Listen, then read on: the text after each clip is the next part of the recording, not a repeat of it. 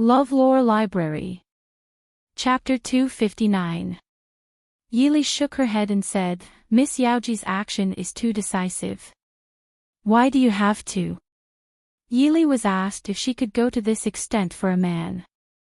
Yili knew very well that she absolutely could not do what Yaoji did. It was not because she didn't love him, but her love had a bottom line. If she could even abandon her dignity, this kind of love would be too heavy for Yili. Mo Xiaoyao leaned over to Yili's ear and whispered, I will never let Li be like this. I will remove all obstacles and let Li be Mo Xiaoyao's only wife. Yili raised her eyebrows. Prince is very good at saying nice things today. You like it? I will say it every day. Mo Xiaoyao smiled, don't worry. Muyang is a little stupid, but he is kind. He will definitely come. Yili nodded. So what if he came? Muyang would never marry Yaoji, nor would he give up Marquis Muyang's mansion for Yaoji. And Miss Sun, she was also the most innocent one. On the stage, Yaoji was holding a colorful embroidered ball and looking at the audience with a smile. The men under the stage all stared at the small embroidered ball excitedly. As long as they got it, they could spend a night with the best dancer in the capital. It was absolutely a great temptation for these ordinary men who would only look at Yaoji once. Yaoji's eyes fell on Yili. She raised her eyebrows and smiled sweetly at her. Yili frowned and had a bad feeling in her heart. Before she could figure it out, Yaoji raised the embroidered ball and threw it in her direction.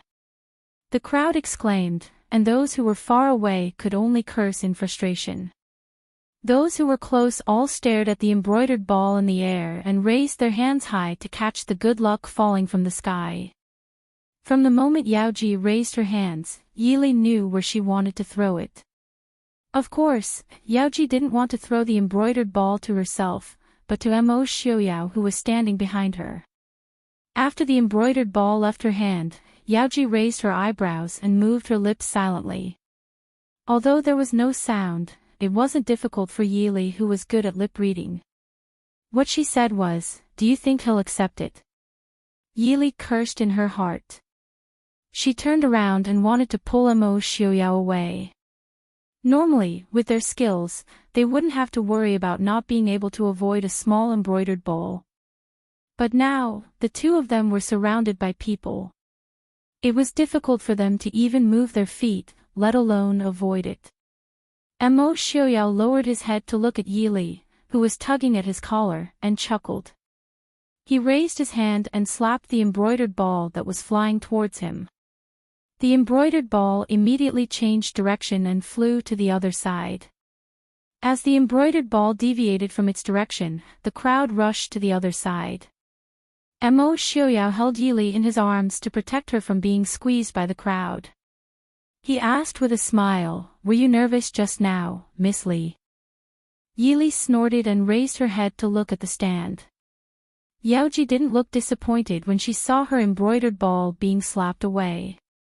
Instead, she smiled more charmingly at Yili and said silently, congratulations. Yili nodded slightly and accepted her congratulations. The colorful embroidered balls were fought over in the crowd. Often, before a person could grab them, they would be slapped away or taken away by the person next to him. The fierceness of the fight for the embroidered balls was amazing. It was just a small embroidered ball. No matter how many people fought for it, it couldn't be fought over endlessly. Just when a burly man, who thought he was better than others, reached out to grab the embroidered ball, an outstanding figure stepped on the shoulders of the crowd and flew over. He kicked away the burly man's hand and at the same time, kicked the embroidered ball towards the woman standing on the stage. In the disappointed exclamation of everyone, a swift figure quickly flew onto the stage and caught the embroidered ball before it fell on Yaoji. On the stage, a young man dressed in a brown brocade robe was standing leisurely beside Yaoji. His handsome face was angular, and he looked more boorish and straightforward than the men from Great Chu. However, the sharp gleam in his eyes, which seemed to be smiling, made people know that he was not one of those warriors who were all brawn and no brains. The man casually played with the embroidered ball in his hand. He smiled at the man who had fallen into the crowd below the stage and said, "Since you don't like Miss Yaoji, you can just stand aside and watch. It's rude to kick her embroidered ball back like this." It said that Dechu State is a land of literature and etiquette. "You're too rude to the beauty." The man in the crowd, Mu Yang, the heir of Marquis Mu Yang's household, flew onto the stage with a sullen face. He didn't say a word and slapped the man in brown.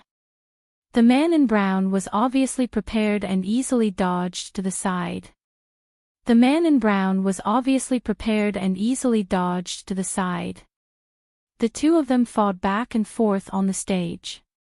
The people below the stage also cheered. Since he couldn't get the beauty's favor, he didn't lose anything by watching the show. Ordinary people didn't have much, so it wasn't easy for them to have too many obsessions. Yili leaned in Mo Xiaoyao's arms and curiously looked at the man fighting with Mu Yang on the stage. She could tell from his appearance that he was definitely not from Dechu State. He's from the northern tribes. Yili didn't have a good impression of the northern tribes. The last time was at the wedding last year. The 13th prince of the northern tribes had left a very bad impression on her. This time, he was in the mood to come to this kind of place to play. Mo Xiaoyao smiled. Previously, there was news that the northern tribes had sent someone to escort the bride to Dechu State. I didn't expect him to arrive in the capital so quickly. Yili raised her eyebrows and turned to look at him. You know him? Yilu Yi, the 7th prince of the northern tribes. Mo Xiaoyao said in a low voice. Mu Yang probably isn't his match.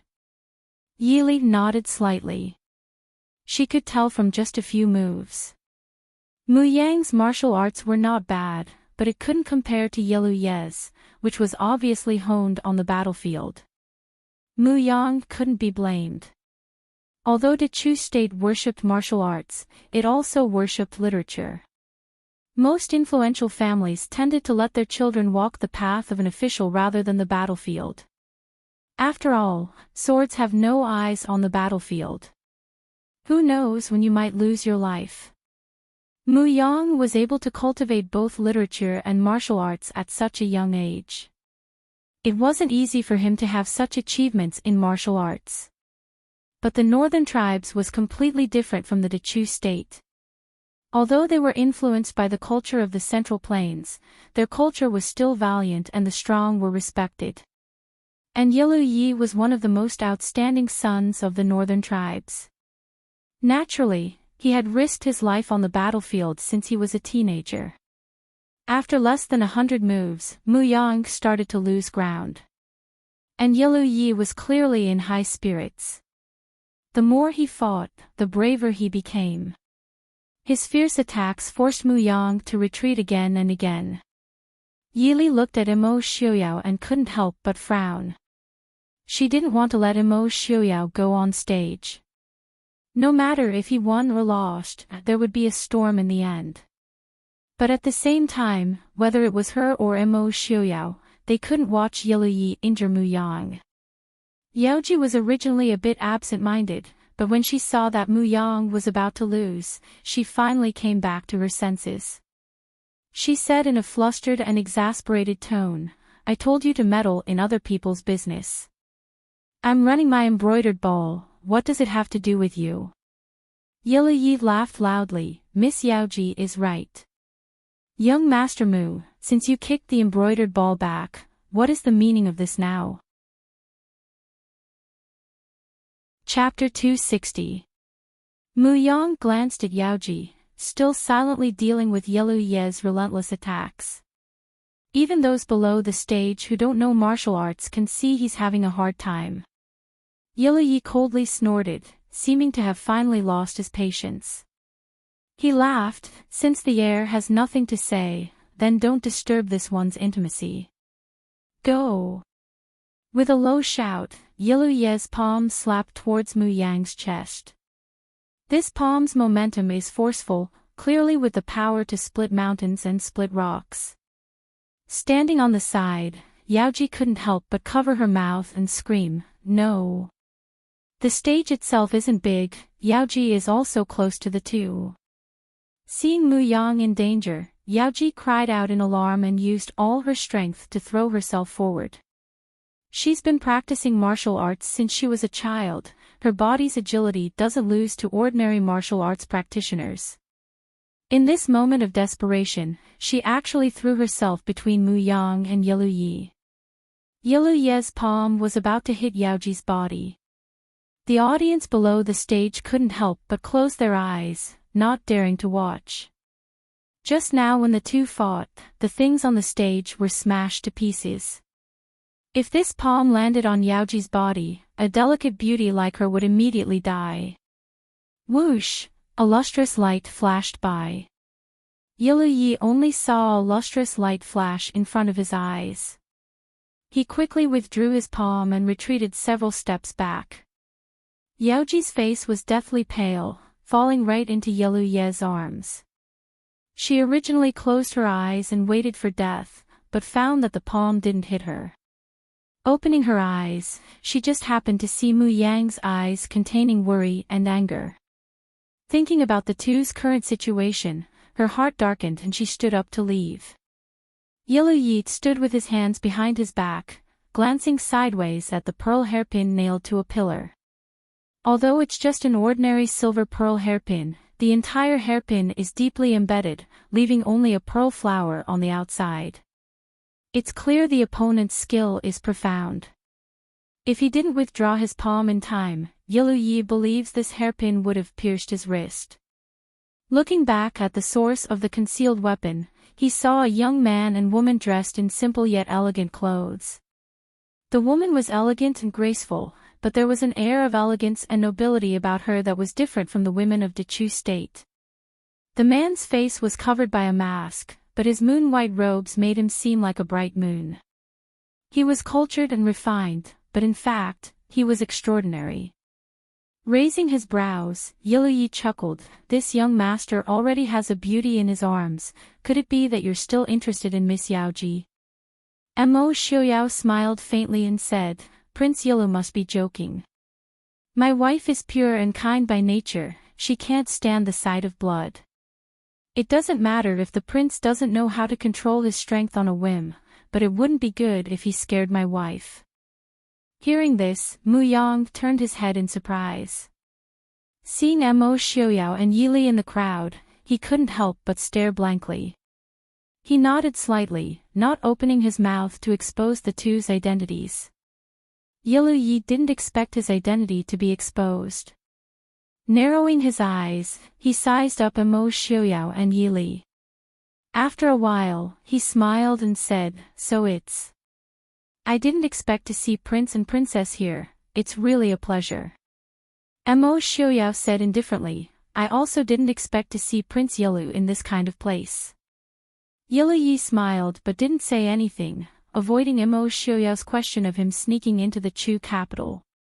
Pointing at Yaoji, he said with a smile, "Since Prince doesn't intend to fight over Miss Yaoji, does that mean Miss Yaoji still belongs to me? Don't even think about it." Mu Yang said in a low voice, walking in front of Yaoji and shielding her behind him. Yilu Yi sneered disdainfully, looking at Mu Yang with a smile that wasn't a smile. Why doesn't Shitzi Mu ask Miss Yaoji's opinion? Perhaps Miss Yaoji is more willing to choose the stronger one. Yaoji silently walked out from behind Mu Yang. Under Mu Yang's shocked gaze, she walked behind Yilu Yi. "Yaoji! You!" Yaoji smiled faintly, but her expression was a bit bitter. She said softly, "Today's rules were set by Yaoji, so Yaoji naturally has to abide by them.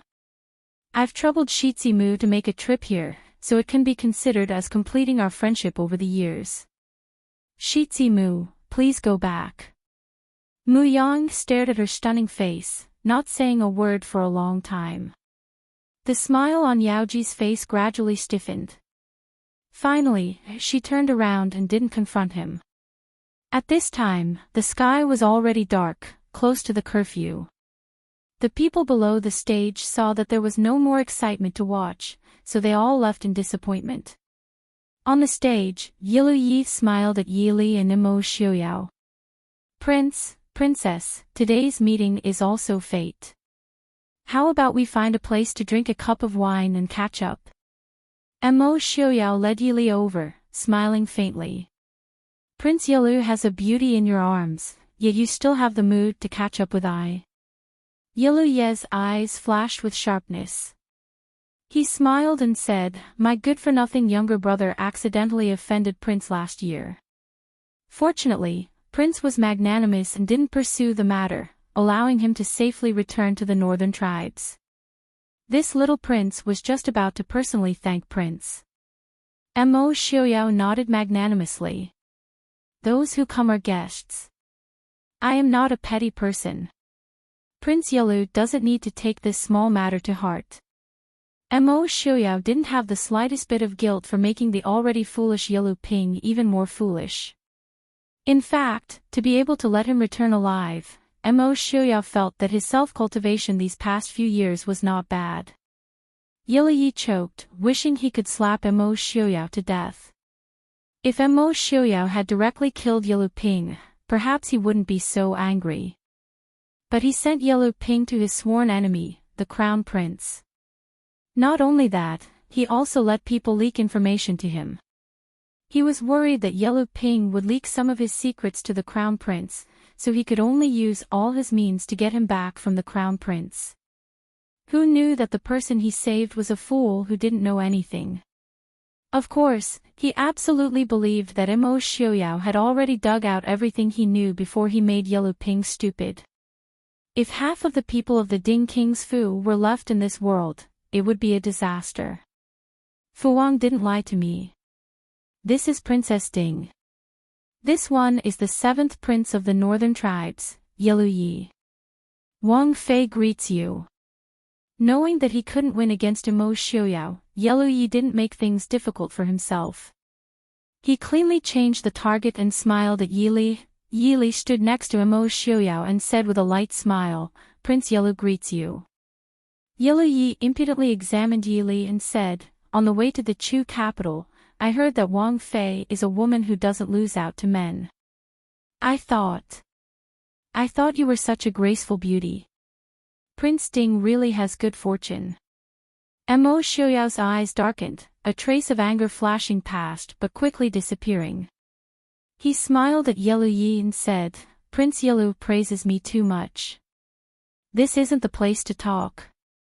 Prince Yilu, do you want to come to my humble home for a visit? Looking down the stage, it was only a quarter of an hour until the curfew. The crowd on the streets had already dispersed. Only the few of them were left on the lively and festive stage. It looked a bit strange. Yilu Yi smiled without batting an eyelid. Prince Ding's invitation is this one's honor. But it's already late. It's really rude to visit the Ding King's Fu. This one will definitely pay a visit to Prince and Wang Fei on another day. Going to the Ding King's Fu for a visit at this time, Yilu Yi believed that as long as there wasn't anything wrong with the brain, they wouldn't make this decision. Seeing him refuse, Imo Xiuyao didn't force him. Since it's like this, I and Miss Li will take our leave first. Prince Yilu and Mu Shizi. Seeing the three men take care of the assassins without much effort, Yili slightly frowned. Rather than calling it an assassination, it was more like they were putting on a show for someone to see. Not to mention the presence of these three people, there was also the shadow guard in the Prince Ding mansion. Yilu Yi couldn't really go out without guards. Even if it was just one of these three men, these assassins wouldn't be able to deal with them. Be careful. After the last assassin was taken care of by Yilu Yi, Yaoji immediately pushed Mu Yang away and retreated far away. Mu Yang looked at Yaoji, who was far away from him, and froze for a moment. He could only smile bitterly and turn around to thank Yilu Yi. Behind him, a fish that slipped through the net took the opportunity to shoot a hidden weapon at Yaoji. Yili cried out in alarm and grabbed a jade pendant from Mo Xiaoyao's waist. With a whoosh, the hidden weapon flew out and the jade pendant fell to the side and broke into several pieces on the ground. Wang Fei has good technique. After casually dealing with the last assassin, Yilu Yi looked back at Yili and praised. Just now, the assassin was too close to Princess Ding and the position of Princess Ding was a bit wrong. The jade pendant that Princess Ding threw out was able to hit the hidden weapon without hurting Yaoji. This was definitely not something that could be done by luck. Eyesight, technique, and strength were all indispensable. Yili didn't have time to pay attention to Yilu Ye's compliment. Just now, she didn't have anything suitable to make a hidden weapon, so she casually pulled off a jade pendant from Mo Xiaoyao's body and threw it out. Now that she had rescued him, she had time to worry about Mo Xiaoyao's jade pendant. After all, it was definitely not something ordinary that he carried with him. She walked over to where the jade pendant had fallen. Mo Xiaoyao grabbed her and asked with a raised brow, "What are you doing?" Yili said apologetically, "I'm going to take a look at that jade pendant, is it all right?" Mo Xiaoyao smiled and looked at her with a smile as he asked, "If it's not all right, what should you do?" Yili furrowed her brow in distress. If it was just valuable, then it was fine. If it had some special use or special meaning, then it would be troublesome. Seeing Yili looking at him pitifully, Mo Xiaoyao's mood became even better. He pulled Yili into his arms and said with a bitter face, "Even though it's not anything important, but it's my favorite jade pendant. Wifey, what should I do?" Yili looked up at him. "I'll give you a new one." Mo Xiaoyao generously nodded. "All right, then it's settled. Wifey has to personally choose it." Seeing him so happy, Yili couldn't help but feel even more guilty. She secretly reflected on whether she had neglected him too much. Ever since they had gotten married, Mo Xiaoyao had personally taken care of her food and clothing, but Yili guiltily remembered that she seemed to have given him a piece of clothing on his birthday last year. That was because someone beside her had reminded her. Thinking of this, Yili felt even more that she hadn't treated Mo Xiaoyao too well. She seriously nodded and said, "All right, I'll personally choose it." "Wifey is so good," Mo Xiaoyao said with a satisfied smile. Even though Mo Xiaoyao said he didn't care, Yili still went over to take the pouch she carried with her and put away the broken jade. On one side, the two were tender and warm, but on the other side, there was a chill everywhere. The atmosphere was so heavy that even Yilu Yi, who was watching the show, couldn't help but stand a little further away. Yaoji's face was deathly pale, no longer having the enchanting charm she had on the stage. The night wind of June made her shiver uncontrollably and hug her arms. The multicolored dress on her body only made her look even paler and more haggard. Mu Yang silently looked at the woman in front of him, a complicated light flashing through his eyes. He sighed and said in a low voice, "Let's go, I'll send you back." Yaoji took a step back and said coldly, "No need to trouble Shitzi, Yaoji knows the way back." "Yaoji!" Mu Yang called in a low voice, a trace of displeasure in his voice, "Have you caused enough trouble? Throwing the embroidered ball in this kind of place, do you want to ruin yourself?" Yaoji raised her head and squeezed out a bitter smile on her pale face. "Shitzi means that it's okay for me to throw the embroidered ball in Qingqing Lane. There are only ordinary people here, and the people coming and going in Qingqing Lane are all rich and powerful merchants. In any case, it's not a disgrace to the title of the capital's #1 dancer, right?" Mu Yang's eyes flashed with a trace of annoyance, and he said in a low voice, "You know that's not what I meant."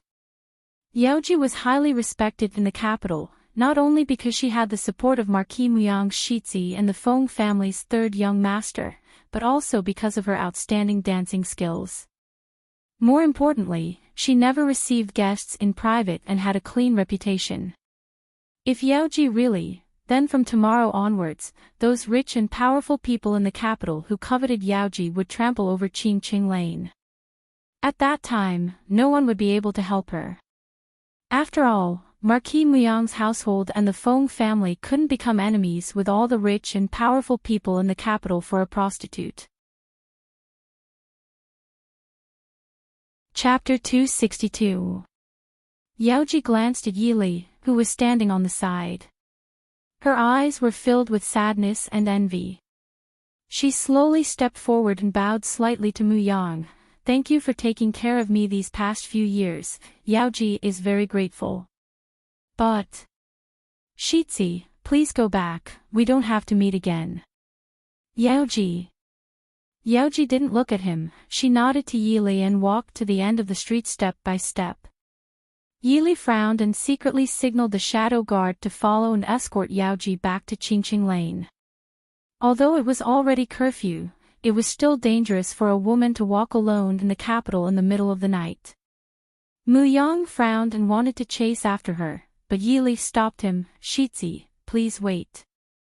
Muyang turned around and looked at Yili with a puzzled expression. Yili asked in a deep voice, "What does the prince want to do by chasing after her?"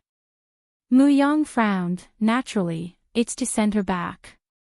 Yili said, "So what if we send her back? I have met Miss Yaoji twice, how about I let someone do it for her? Or Shitzi doesn't trust me."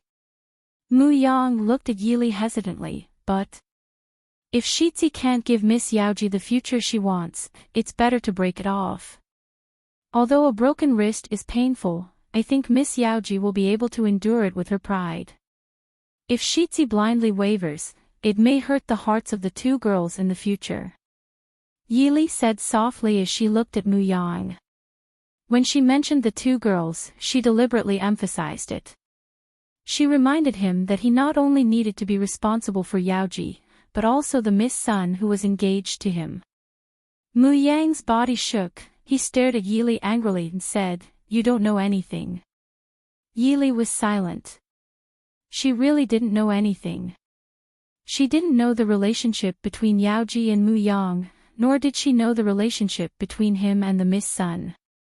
But with Yaoji's identity, if Shitzi Manor was willing to accept or Yaoji was willing, she could enter Marquis Muyang Manor as a concubine.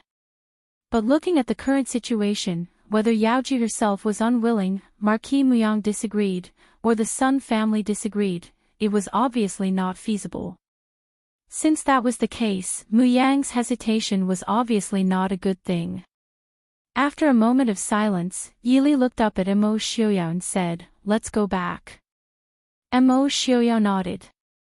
He glanced at Muyang and said faintly, "With the relationship between Marquis Muyang's mansion and Sun family, Marquis Muyang will never accept Yaoji." Then, without waiting for Muyang's reaction, she nodded to Yili and pulled Yili towards the Prince Ding mansion. It seemed that Mo Xiaoyao's words made Muyang's expression even more unsightly. He stood there for a long time before finally turning around and walking in the opposite direction. Yi Luyi, who was left alone, looked at the pair of figures in the distance and raised his eyebrows with interest. "Interesting woman, it seems that Mo Xiaoyao really has deep feelings for Princess Ding." Yi Luyi saw the jade pendant clearly. It was given by Emperor Taizu to the founding Prince Ding Mo Lanyun when the Dechu state was established. It could be said that it was a symbol of the Prince Ding's identity. But later on, the prestige of King Ding's mansion flourished day by day.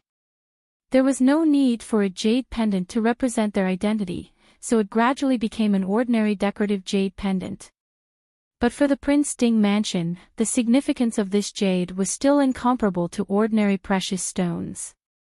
Mo Xiaoyao, Mo Xiaoyao, is it really good to expose such an obvious weakness in front of others?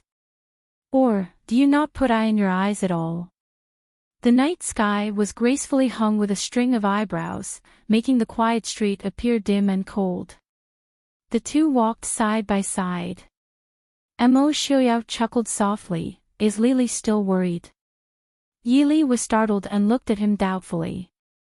Mo Xiaoyao smiled. Isn't Lily worried about Yaoji? Yili sighed helplessly. Yaoji is such an outstanding woman. It's a pity that she was born in a brothel. Otherwise, she wouldn't be so bumpy. Mo Xiaoyao lowered his head and looked at her. Does Li want to help her? If Li speaks up for her, perhaps Marquis Muyang's mansion will accept her. Yili shook her head. Let's not talk about whether Yaoji is willing or not. As Princess Ding, forcing Marquis Muyang's mansion to accept someone they don't want to accept, even if Yaoji enters Marquis Muyang's mansion, she won't have a good life. What's more, isn't that Miss Sun Muyang's legitimate fiancé? She didn't do anything. Why should she be forced to accept a love rival? If Muyang really loves Yaoji more than anything else, he will naturally take care of everything. If not, how can there be so many things in the world that benefit from both sides? I still say the same thing, give up when you should, and break when you should. Mo Xiaoyao sighed softly. Li is really heartless. If Li intercedes, both Marquis Muyang's mansion and Sun family will give face to Li. Yili glanced at him faintly. If someone comes to me and asks me to accept a woman as Prince's concubine for her sake, I will just slap her away. Prince is so concerned about this issue, but does he also have this kind of concern? It doesn't matter. I'm very easy to talk to. As long as Prince personally tells me, it's fine. Looking at Mo Xiaoyao with a faint smile, Yili smiled very amiably. Mo Xiaoyao helplessly rubbed his nose. I will never have this kind of concern in my life. Li, don't worry. Yili snorted, not commenting on his promise. Just as they returned to the mansion, Mo Xiaoyao was invited to a meeting. Obviously, the people in the Prince Ding mansion had already received the news of Yelu Ye's appearance in the capital. Yili had just turned to go back to her room when Qin Feng appeared in front of her with a strange expression. Yili raised her eyebrows in confusion. She looked at him and smiled. What's wrong? Was the training too easy recently? Why haven't you gone back to rest yet? Qin Feng hesitated before saying, Wang Fei, that Miss Yaoji. Yili raised her eyebrows and suddenly realized, you sent Yaoji back. Commander Qin really has free time. It seems like I should mention to Ensan that your training can be a bit more advanced. What happened to Yaoji? Qin Feng's face was bitter. He looked at Yili and said, she fainted on the side of the road before she reached Qingqing Lane. So? Yili looked at him with a smile, a clear teasing in her eyes. Qin Feng could only force himself to say, there's no so, this subordinate sent her back. I just came to report to Wang Fei. Yili sighed softly. She looked at Qin Feng and said, you feel that she is very pitiful, don't you? Qin Feng was silent. Yili said in a heavy voice, I also feel that she is pitiful. But there are many things that we can't do just because we feel sympathy. Because there may be other people who will become pitiful because of our so-called kindness. Qin Feng understood. He nodded and said, this subordinate knows his wrongs. Wang Fei, please forgive. Yili raised her eyebrows and smiled faintly. The moon is bright and clear, an outstanding person is bright and clear. Comfortable and quiet, a burden of heart and mind. Qin Feng was stunned for a moment before he quickly turned around and ran outside. This subordinate will take his leave. Seeing Qin Feng run away like he was running for his life, Yili couldn't help but smile. When she thought of Yaoji's stiff and straight back as she left, she could only sigh softly. She had promised Mo Xiaoyao that she would personally choose a jade pendant for him. Then she remembered that Mo Xiaoyao's birthday was coming up. The next day, Yili took a few servant girls and went out. She looked at the shops that she frequented but didn't find any jade pendants or stones that were of any interest. Yili wasn't in a hurry. True top-quality jade was something that could be found but not sought. Good jade had either been carved but didn't meet her requirements, or the quality wasn't satisfactory. If she directly searched the Fu storehouse, it wouldn't be sincere. Walking on the street, Yili had a headache as she thought. Chapter 263. Princess Ding, it's such a coincidence that we meet again. Just as she walked out of a jade shop, a hearty voice came from behind her. Yili raised an eyebrow and turned her head to look at the man standing not far away with his arms crossed. She nodded. Prince Yilu. Prince hasn't entered the palace to see the emperor yet. Yilu Yi smiled indifferently. In any case, the wedding procession will arrive in the capital in a few days. Little Prince will take these few days as a private distraction and won't trouble your country's emperor. Yili nodded and smiled faintly. Since that's the case, I won't disturb Prince Yilu's distraction. Coincidence? In such a big capital, they had just met last night and met here this morning. Wasn't it a coincidence? Yilu Yi didn't seem to notice Yili's alienation and smiled. Speaking of which, this is Little Prince's first time in the Chu capital and it's really unfamiliar.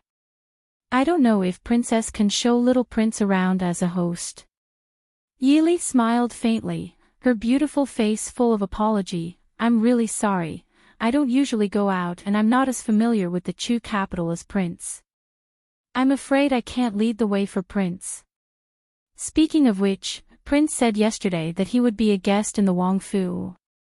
My family's prince specially waited at home this morning for Prince's arrival. Now it seems that he won't be able to wait. The corner of Yilu Ye's mouth twitched and he smiled. Forgive me, Princess. It's just that Little Prince feels that he hasn't met your country's emperor and shouldn't visit the Ding Wangfu in private to avoid bringing trouble to Prince Ding and Princess. Don't you think so, Princess? Yili smiled faintly. Prince is thoughtful. Ben Fei still has some matters to attend to and will leave first. Seeing Yili turn and leave without hesitation, Yilu Yi narrowed his eyes and his lips hooked up in a smile. A few days ago, this one got a piece of top-quality jadeite. I don't know if Princess is interested. Hearing his words, Yili didn't turn around and didn't even pause her steps. Yilu Yi raised an eyebrow and continued, doesn't Princess Consort want to know what the jade pendant you smashed yesterday was? Yili slowly turned her head. Just as Yilu Yi revealed a smug smile, she said indifferently, since Prince didn't say anything, it means that he doesn't care. No matter what the jade pendant is, it's already broken. If this consort wanted to know, she would naturally ask the prince herself. Why would she need to hear it from an outsider? Prince, don't you agree? The smile on Yilu Ye's face gradually disappeared as he stared thoughtfully at the departing figure of the woman in front of him. No wonder she's able to obtain Mo Xiuyao's favor. Interesting indeed. Princess Ding, we will meet again. It wasn't until Yilu Ye's line of sight disappeared behind her that Yili stopped and frowned. In the past half a year, she had done some basic research on the situation of the various countries. This Yilu Yi may look like a straightforward person on the outside, but as the only one who could compete with the Crown Prince Yilu Hong among the dozens of sons of the king of the northern tribes, he was naturally vicious and merciless. If it wasn't necessary, Yili didn't want to provoke this kind of person. Wang Fei, that person. Qing Shuang saw that Yili's expression wasn't very good and asked worriedly.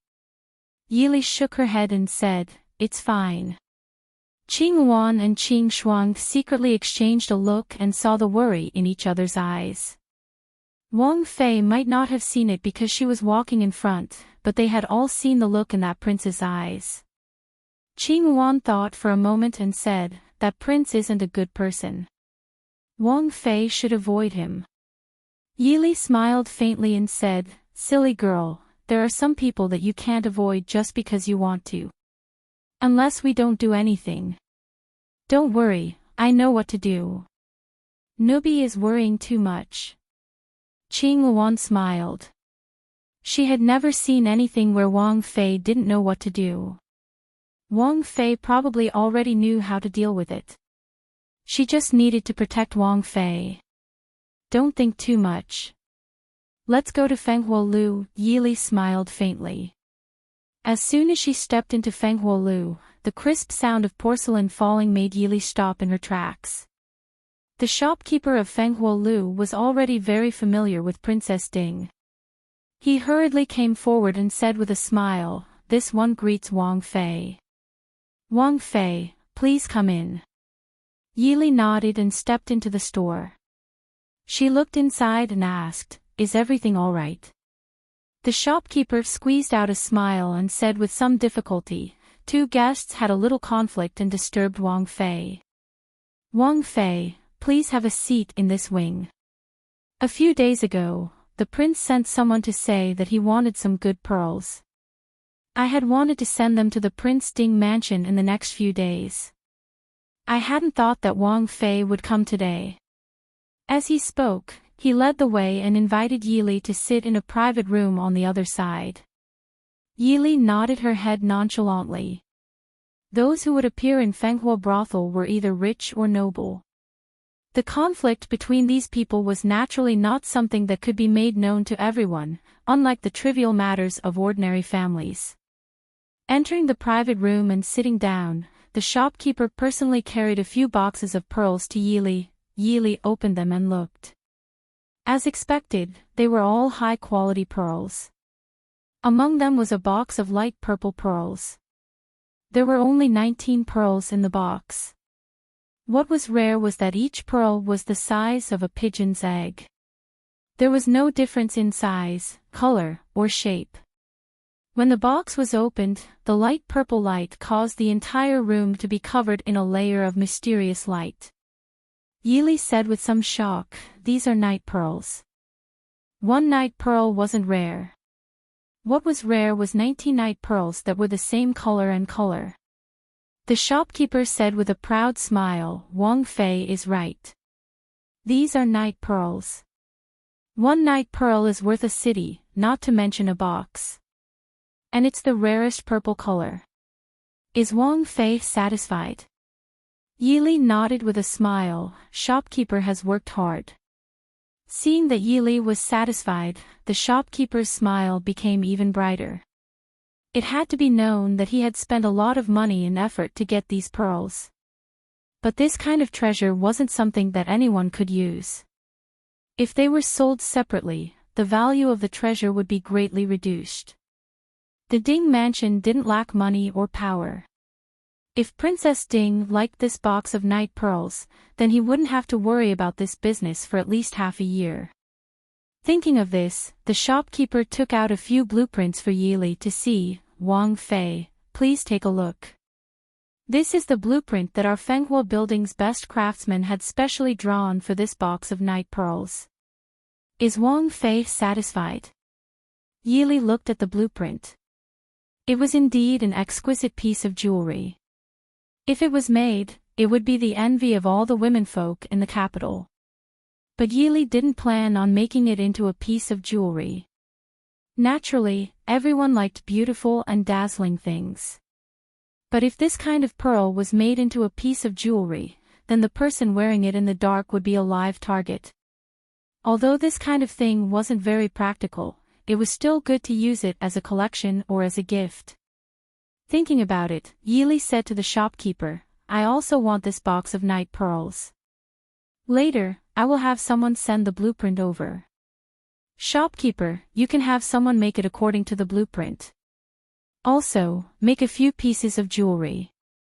Although he was disappointed that Yili didn't use his blueprint, seeing that Yili chose some pearl jewelry, the shopkeeper was very happy. These top-grade jewels were all priceless. It was hard to find and hard to sell. Ding Country's prince was very generous to Wang Fei. Chapter 264. After choosing the jewelry, Yili was about to ask the shopkeeper if Fenghuolu had any good jade when the sound of porcelain shattering came from the side. Yili frowned. Before she could speak, there was a woman's cry of pain. Clearly, Someone had made a move. Shopkeeper, who is that? The shopkeeper's expression was not good. He said in a low voice, Wang Fei, it is the Shitzi of Marquis Muyang Fu and the young miss of the Sun family of the Ministry of Rights. And Miss Yao Ji of Qing Qing Lane. This one will ask them to leave. Yili thought and raised her hand to stop him. She stood and said, I know them all. I'll go take a look. The shopkeeper didn't dare to say more. He quickly led Yili to the private room on the side. When the door was opened, the people inside all turned to look at the door. Yili stood behind the shopkeeper and looked inside. There were many pieces of porcelain on the ground. A delicate young girl in yellow was crying in Mu Yang's arms. Sitting next to her was a middle-aged noblewoman with light makeup but a face full of anger. Yao Ji was dressed in red. Her face was pale as she stood at the side. Teacups were scattered around her feet. What is going on? Yili stepped into the room and closed the door. Seeing Yili come in, Mu Yang's expression changed slightly. He helped the young girl in his arms up and nodded to Yili, Wang Fei. Suddenly disturbed, the middle-aged noblewoman glared angrily at the door. But when she saw Yili's face, she quickly restrained her anger. She stood and smiled apologetically. Chia's son greets Wang Fei. Yili nodded and said faintly, sorry to disturb Furen. She didn't have any impression of this Sun Furen. She was the daughter-in-law of the Minister of Rights, Sun Darren. Her husband was just a fifth-grade assistant minister. Normally, she wouldn't talk to Yili at banquets. Sun Furen knew that when Princess Ding said sorry to disturb, she was afraid that her movements were too loud and had disturbed Princess Ding. She hurriedly invited Yili to take a seat and said with a smile, Wang Fei is joking. I'm afraid we have disturbed Wang Fei. Wang Fei, please forgive us. Yili looked at Mrs. Sun and Miss Sun next to Mu Yang. She was not very satisfied with their appearances, but the elegant and gentle temperament of a scholarly family made them feel very comfortable. They did not have the arrogance of some noble families. Miss Sun noticed that Yili was looking at her. She blushed and quickly lowered her head to stand behind Mu Yang. Yili smiled faintly. She looked at Mu Yang and said with a smile, Young Master Mu, what a coincidence. Are you accompanying Miss Sun to choose jewelry? She had never seen Miss Sun before. Today, she saw that the man was talented and the woman was beautiful. They were a perfect match. Don't forget to send an invitation to me and Prince on the day of the wedding. We can also share the joy. Miss Sun blushed. She quickly glanced at Yili and quietly grabbed one of her sleeves. She looked a little gloomy. She glanced at Yaoji who was standing on the side and said faintly, Wang Fei is joking. When the time comes, it will naturally be the honor of Marquis Muyang's mansion if Wang Fei and Prince can come. Although his glance was obscure, it could not escape the eyes of Mrs. Sun and Yili who had been watching him. Mrs. Sun's face suddenly sank. She snorted softly and said, Thank you for your auspicious words, Wang Fei. It's just that whether this wedding can still be held is another matter. Mother. Hearing this, Miss Sun whispered in a panic. Yili did not seem to see the situation in front of her. She raised her eyebrows and said with a smile, Mrs. Sun, what are you talking about? Although the people in the capital don't know that Marquis Muyang's mansion and Sun family are family friends. Could it be that the friendship between the two families will be damaged because of a little conflict? Of course, Mrs. Sun knew that the marriage could not be let go like this. She glanced at Yaoji with disdain and sighed to Yili, I'm not afraid of being laughed at by Wang Fei. Although we don't usually go out, we have heard a little about the friendship between Marquis Muyang's heir and this girl. In the past, we just thought that Mu was young and absurd. But now, our daughter has not married into the family and Mu is making a fuss about taking a concubine. Wang Fei, our Sun family is not an unreasonable family. In the future, when our daughter marries into the family, there is no reason to not allow Ermu to take a concubine. But this girl called Yaoji is absolutely not allowed. She has been entangled with Ermu before the wedding and has the title of the #1 dancer in the capital. Not to mention whether Marquis Muyang's mansion and Sun family can afford to lose face. If she really marries into the family, will I, this disappointing girl, still have a place to stay? Yili sighed in her heart. She did not know if these two people were enemies in the previous life. They had just separated last night. How did they meet here today? Why is Miss Yaoji here? Yili asked softly. Yaoji's face was pale, but her back was straight. After hearing Yili's words, she sneered and said, could it be that in Wang Fei's mind, Yaoji can't come to Fenghua Tower? Why doesn't Wang Fei ask Ermu and Miss Sun why they are here? Or in Wang Fei's mind, Yaoji has calculated in advance and rushed to humiliate herself. Yili was startled. Looking at Yaoji's eyes that contained anger, she felt a little apologetic. It could not be said that she did not have the slightest suspicion of Yaoji's actions. Now that Yaoji said it so openly, it could only prove that meeting Miss Sun in Fenghua Tower really had nothing to do with Yaoji. If Yaoji came first, then it was not a coincidence. Someone else deliberately did it. Sorry. Yili said softly.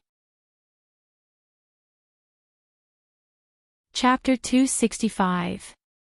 Yaoji. Looking at Yaoji's resolute face, Muyang couldn't help but step forward, wanting to hold her hand. However, his sleeve was caught by someone else. Young Master Mu. Miss Sun's delicate face was full of surprise and panic. Muyang's heart suddenly turned cold, and he calmed down instantly. Miss Sun was already engaged to him. Once something went wrong with this marriage, with the Sun family's strict family rules, even if Miss Sun didn't take things too hard and die, he was afraid that she would have to spend the rest of her life as a Buddha. Thinking of this, Muyang's feet couldn't move forward anymore. Yili sat on the side and couldn't help shaking her head. The Sun family and the Mu family wouldn't accept Yaoji at all. It wasn't because Yaoji came from a brothel, but because she was too outstanding and Muyang had feelings for her. As for Muyang, he wasn't a bad person. He wasn't even a playboy, but he couldn't solve the current situation. If he was a playboy, he could marry Miss Sun and continue to indulge in debauchery outside. Even without Yaoji, with his identity, he might be able to find a woman as beautiful as Yaoji. If he was ruthless enough to break off the marriage with Miss Sun, he would be the only heir of the Mu family. Even if Marquis Muyang was unwilling, he would still step back in the end. Yaoji's charming eyes were half closed, hiding the trace of a bitter smile in her eyes. She turned to Yili and said, Princess, thank you for saving my life last night. Yaoji will take her leave. Her cold eyes swept over the faces of the other 3 people in the room, and she said lightly, Yaoji is just a prostitute. It's not worth your trouble. Young Master Mu and everyone else, please don't disturb us in the future. Goodbye. Miss Yaoji. Miss Sun, who was standing beside her, suddenly raised her head and called Yaoji. When Yaoji turned back, she looked at Madame Sun and said softly, Miss Yaoji, young master, if young Master Mu really loves Miss Yaoji. After we get married, please take Miss Yaoji into the mansion. I just hope young Master Mu can give Lien, and the Sun family some face. Lien, Madame Sun scolded in a low voice. Mu Yang looked at the petite and graceful girl in front of him in surprise. A trace of surprise flashed in his eyes. He didn't expect that she would be the first to let him go. Yaoji snorted, turned around and left. Such an arrogant attitude made Mrs. Sun, who was already unhappy, furious. How dare you? What kind of attitude is this? Yaoji turned back and said with a contemptuous smile, I said I would never enter Marquis Muyang's mansion. Do Madam Sun and Miss Sun think I'm playing hard to get? I, Yaoji, am indeed a prostitute, but I'm not that lowly. Yaoji of Marquis Muyang's residence is too high for me to reach, and I don't want to. Yaoji can't accept Miss Sun's love, so I won't thank you. Yaoji, you. Muyang frowned. He knew that it was unfair for her to become a concubine, but this was the best way he could think of to satisfy both sides. Yaoji looked at him coldly. She was totally different from her usual gentle and charming self. Muyang sighed softly and said, Yaoji, can't you suffer for my sake? The room was silent for a long time. Suddenly, Yaoji smiled faintly. Mulang, do you know my name? Muyang was stunned and looked at her with some confusion. Yaoji shook her head and waved her sleeves. She said resolutely, unless you marry me openly, we don't have to see each other in this life. Marry you? Mrs. Sun stared at Yaoji and sneered. Who are you to ask the Mu family to marry you openly? Even if Shitzi Mu isn't engaged today, you don't have this qualification. It's Lien Er's magnanimity to accept you. It's your blessing. Don't embarrass yourself. Yaoji said proudly, so what? Since you can't do it, Shitzi Mu, please go back. Or, do you want to stay here with them and watch me be humiliated? Yaoji, you. Muyang frowned, his face showing anger and displeasure. Yaoji had always been gentle and understanding. When had she ever been so unreasonable? Yaoji didn't seem to care about his displeasure at all. She glanced at Miss Sun who was standing on the side and said disdainfully, Mrs. Sun is right. I follow you because I want to marry into the Marquis Muyang's mansion. Since you can't marry me, what are you doing here? You want me to bow my head and be a concubine to this little girl who has no appearance or talent and is not as good as me except for a good family background. I, Yaoji, am not so cheap. There are many men who want me. There must be one who is willing to marry me as his wife. Enough. Muyang's face was livid. He pulled Miss Sun, who was tearing up because of Yaoji, and said to Mrs. Sun, mother-in-law, let's go back. Mrs. Sun glanced at Yaoji and nodded. She smiled at Yili and said, Princess, I've made a fool of myself. I'll leave first. Yili nodded. I won't see you off. Take care, Mrs. Sunday. The three of them pushed the door and went out. From the beginning to the end, Muyang didn't look at Yaoji again. Naturally, he didn't notice that a trace of blood slowly overflowed from Yaoji's pale lips. Until the footsteps outside disappeared, Yaoji's body swayed. Seeing that she was about to fall, Qing Shuang and Qing Wan, who came in from the outside, quickly stepped forward to help her to sit down on a chair. Yaoji paused and then looked up at Yili with a smile, Princess, haven't you seen enough? Yili shook her head and said softly, why do you do that? Is it worth it to ruin yourself like this for Muyang? Yaoji was stunned and smiled bitterly, I don't know where the love comes from. It goes deep. If I can choose by myself, why should I? Yili waved her hand and said with a smile, I understand. If you have seen the sea, you can't see the water. If you don't see the clouds, you can't see the clouds. Elegant people moan for no reason. If you are so hungry that you can't eat 3 meals and have no clothes to wear, you will know that love is false. Ordinary people run around all day for food and clothing. If they don't have love, they won't live their lives. Yaoji looked at her strangely and said, Princess is also the head of 100 flowers after Su. How can you think like this? Yili raised her eyebrows and said with a smile, tacky. Yaoji didn't speak, but her expression clearly showed a trace of her own. Yili smiled indifferently and said, when I was still in the boudoir and young, I thought I would become Princess Li. Later, Prince Li broke off the engagement. I think it's nothing. At worst, I can find someone with a lower family background. As long as he has a good character, he can live a normal life. Later, I was appointed to marry Prince Ding. It's difficult to refuse the imperial order. Can I bet the whole Yi family and Su family to disobey the imperial order? Yaoji naturally knew the situation when Yi Li joined the Prince Ding mansion. At that time, she also sighed for the third Miss Yi.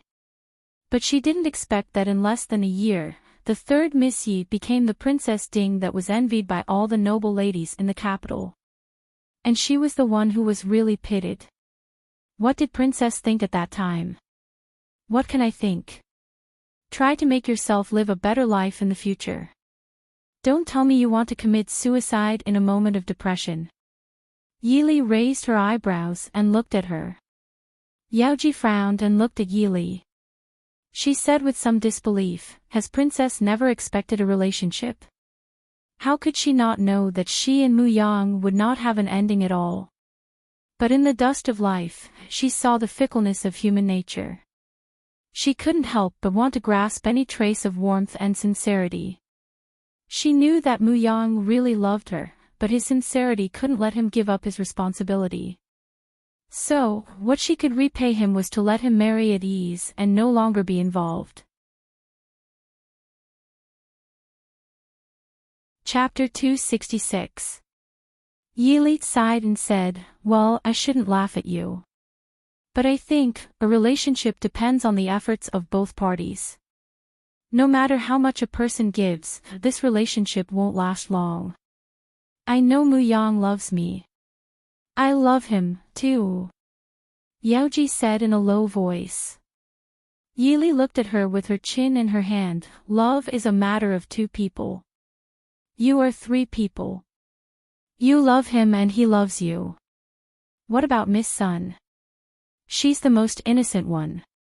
Yaoji bit her lip and stared at her. Do you think Miss Sun is really so weak and innocent? Yi Li waved her hand and said, it has nothing to do with whether she is weak or not. She is Mu Yang's fiancée. In this world, not every woman who has her engagement broken off is as indifferent as I am. I heard that the Sun family has strict rules. If Mu Yang breaks off the engagement, Miss Sun has no other choice but to worship Buddha. So even if she is acting, it is just to maintain her legal status. Besides, she didn't commit murder, arson, or crime. We can dislike her, but we can't say she is wrong. If it weren't for you and Mu Yang, she could be a real weak and elegant lady, get married smoothly, and be an ordinary wife and the mistress of Marquis Mu Yang's mansion. Do you think she will be happy to be told by her fiancé that he has someone else in his heart before marriage? Miss Sun didn't torture you to death because of hatred, which proves that she is not a bad person. Hearing her words, Yaoji said blankly, so, is it really my fault? Yi Li touched her nose uncomfortably. She really couldn't say that it was Yaoji's fault. Yaoji and Mu Yang had known each other for at least 7 or 8 years, but Mu Yang was engaged for less than 2 months. It was naturally not Yaoji's fault in terms of first come, first served, but now she had to bear this mistake. Well, it's probably God's will. Don't take it too seriously. Miss Yaoji is talented, beautiful, and rich. You don't have to worry about life. Who hasn't met a few scumbags when they were young? Hearing Yi Li describe him as a scumbag, Yaoji glared at her unhappily. Yi Li smiled and said, I know he's not a bad person. I was just saying. Yaoji couldn't help but grin and say, although Princess Consort's words are not pleasant to hear, I know you are trying to comfort me. Yaoji thanked him. But why would a princess come to comfort a person like me? I don't often comfort people. If what I say isn't to your liking, please don't mind it. Yi Li smiled apologetically. As for the identity. Since you are Feng San's friend, I can barely be counted as Feng San's friend. Even for Feng San's sake, I can't just ignore it. Yaoji stood up and smiled. Thank you, princess. Goodbye. Yili frowned, looked at her and said, You don't look well. Do you want to take a rest before you leave? Yaoji shakes her head and says smilingly, Don't worry, I'm really tired these days. I'm going to leave the capital for a rest. Halfway through her words, Yaoji's body softens and falls to the ground. Qing Yuan, who is standing next to her, quickly supports her and pulls her back. Yili is also shocked. She asks Qing Shuang to call Qing Yu outside to come in and check. After a while, Qing Yu hurries in to check Yaoji's pulse and looks at Yili with a strange look. Yili says anxiously, What's the matter? Just say it.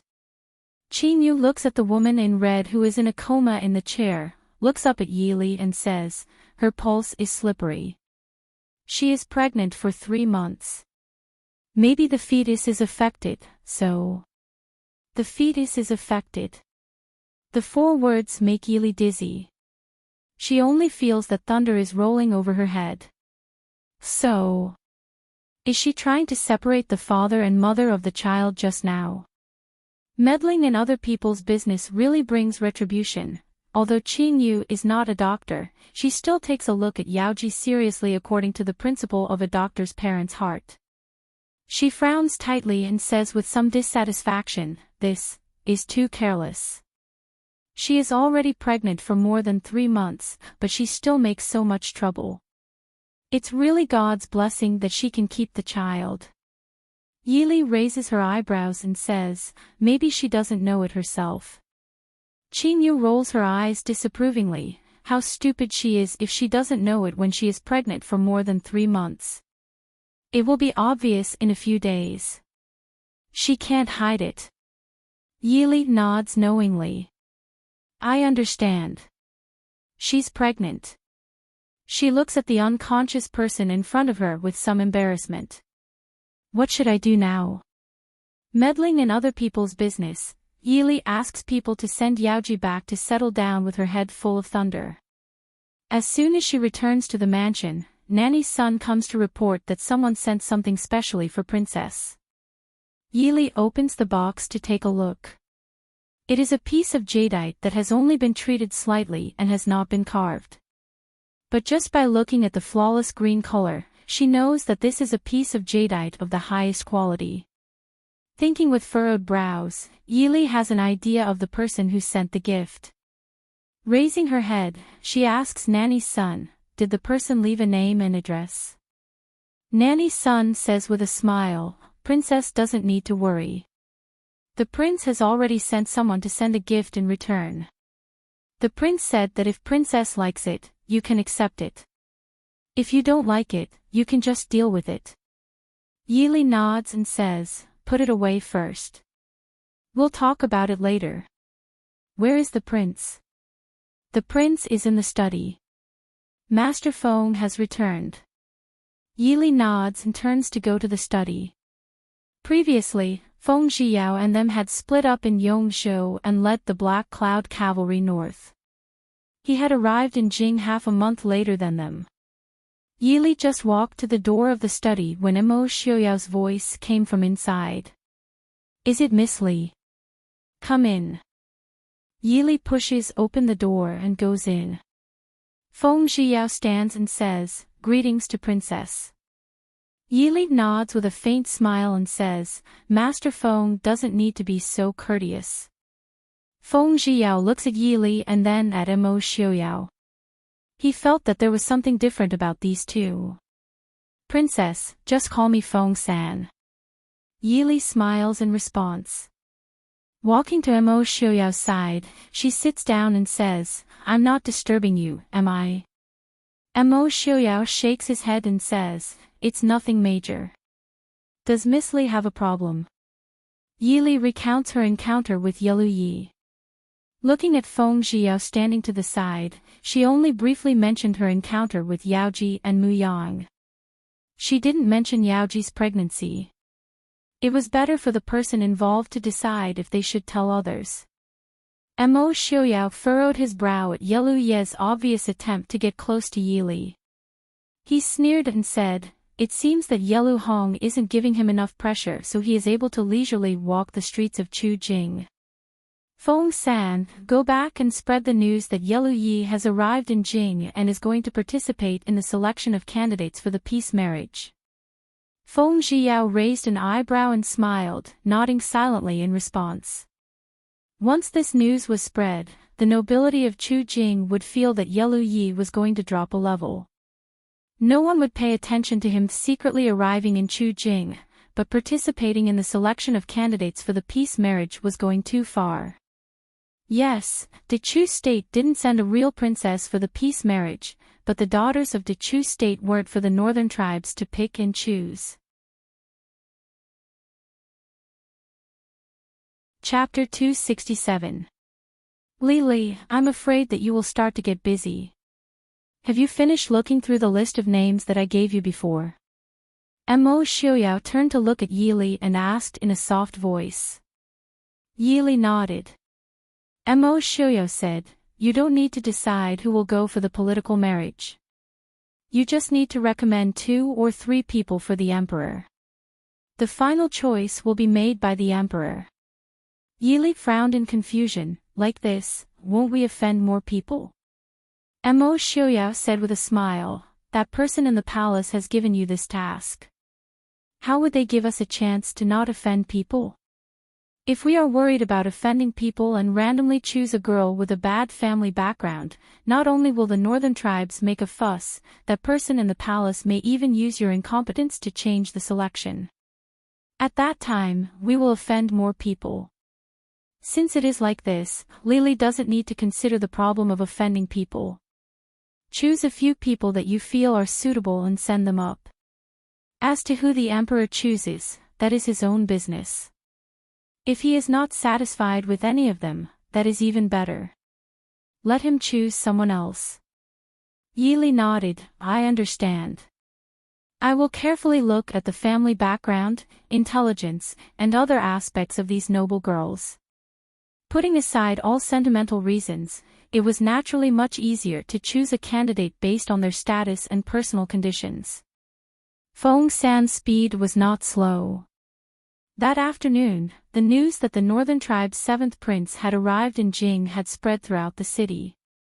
Even the inn that Yelu Yi was staying at was known. Yelu Yi, who had originally wanted to delay his meeting with the emperor of Dechu State for a few days, could only put down what he was doing and go into the palace for an audience. As he cursed Mo Xiuyao inside, he also regretted that he had appeared that night to test Mo Xiuyao and exposed himself. The next morning, the invitation for the banquet that the palace was holding for the northern tribe's prince was sent to the Ding King's Fu. Mo Xiuyao, who had been accompanying Yili to practice martial arts in the backyard, raised an eyebrow. He waved his hand to dismiss them and turned to continue teaching Yili swordsmanship. "Princess Consort, young Master Han and young Master Leng request an audience." Qing Shuang came over to report. Mo Xiuyao said unhappily, "Why is he here again?" Now, Mo Xiuyao was starting to wonder if he had shot himself in the foot by giving Han Mingxi and the Han family to Li Li. Although there was no need to worry about the other party's loyalty, ever since Han Mingxi came to the capital, he came to see Li Li every 2 to 3 days. Now that he had moved out of the Prince Ding mansion and found another place to live, he still did not show any signs of stopping. The jealous Prince Ding naturally forgot that Leng Haoyu, a married man, was also here to see him. Yili sheathed her sword and looked back with a smile. "Isn't Mingxi busy discussing the cooperation with Leng Haoyu these days? You probably have some new ideas that you want to ask me." To Han Mingxi, Leng Haoyu was a rich man.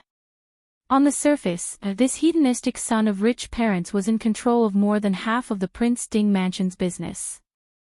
With his participation, Han Mingxi's business could naturally be bigger.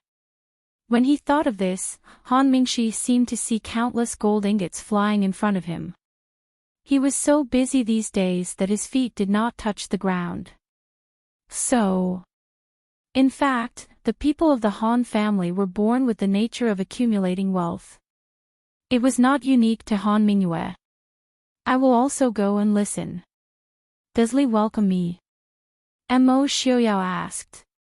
Yili lowered her head and held back her laughter.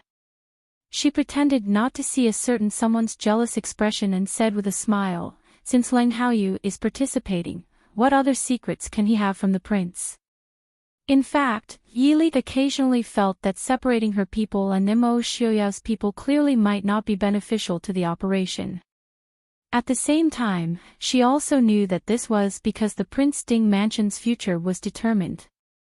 Mo Xiaoyao wanted to leave some power for himself so that if something happened in the future, he would have something to rely on. So she was very grateful for Mo Xiaoyao's intentions. In the study, when they saw Mo Xiaoyao and Yili coming in hand, Lang Haoyu and Han Mingxi stood up to welcome them. Mo Xiaoyao nodded and smiled faintly, no need for formalities. Sit down. Yili smiled and looked at Han Mingxi, who looked much better. Mingxi, why are you here so early? Han Mingxi nodded and raised his eyebrows with a smile. There is indeed something. These few days, Ling Er and I have almost finished discussing it. Ling Er is in charge of Dechu State. In a few days, I plan to go to Nanzhao and Xiling. As for the northern tribes, we can talk about it later. In terms of commercial value, the northern tribes could be said to be the least developed of the four countries. Many of the businesses in the Central Plains could not be done in the northern tribes and did not make much money. Yili tilted her head and thought for a moment before saying, it is said that there are many gold and silver mines in the northern tribes. Lang Haoyu nodded and said, indeed, the northern tribes may be remote and bitter, but there are many gold and silver mines. Just look at the northern tribes' nobles. The nobles of the northern tribes, whether male or female, like to use large gold ornaments and decorate themselves like moving gold treasures. The people of the Central Plains despise the barbarians outside the Great Wall for their vulgarity, but who could say that they did not envy them for using gold like silver? Wang Fei's meaning is. Lang Haoyu said hesitantly. Wouldn't it be too much gold to bite the hand? But the larger mines in the northern tribes are all controlled by the royal family. The northern tribes are very xenophobic. It is basically impossible for us to meddle in this area. Yili shook her head and said with a smile, no, I don't plan on meddling with their gold mines. What is valuable in the northern tribes is not the gold mines or their war horses. Han Mingxi frowned and said, the restrictions on the war horses of the northern tribes are even more severe than the gold mines. The war horses of the northern tribes were famous all over the world, and the Dechu state did not produce good horses. The horses that the cavalry of the Dechu state used were mostly the horses of the Dechu state and the horses of the northern tribes, and even some of the horses of the foreign countries. Compared to the purebred horses of the northern army, they were still slightly lacking. Fortunately, the territory of Great Chu was not a flat grassland, and the role of cavalry was not as important as that of the northern army. Otherwise, horses would be a huge problem.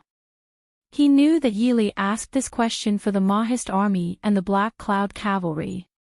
Even though he knew that he was not in a position to say anything, he couldn't help but feel bitter. He glanced at Mo Xiaoyao, who was listening to them, and said, no matter how much money we offer, the northern tribes will not sell our horses. Even if they buy them, they will be inferior horses. Moreover, shouldn't the problem of horses be solved by the court or the people in charge of the army? If Jun Wei wants to interfere, it will not be good to alarm the court.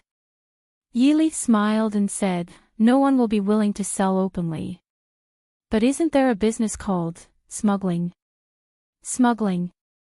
Yili smiled and said, private transactions, without going through customs, there is no need to pay taxes. Small capital, huge profits. Lang Haoyu rubbed his head and said with a smile, Princess means that we should secretly send people to buy horses. In the northern tribes, selling good horses to people from other countries is a capital offense. Yili smiled and said, no matter which country, there will be people who love money. Merchants value profits. If there is a 50% profit, they will take risks.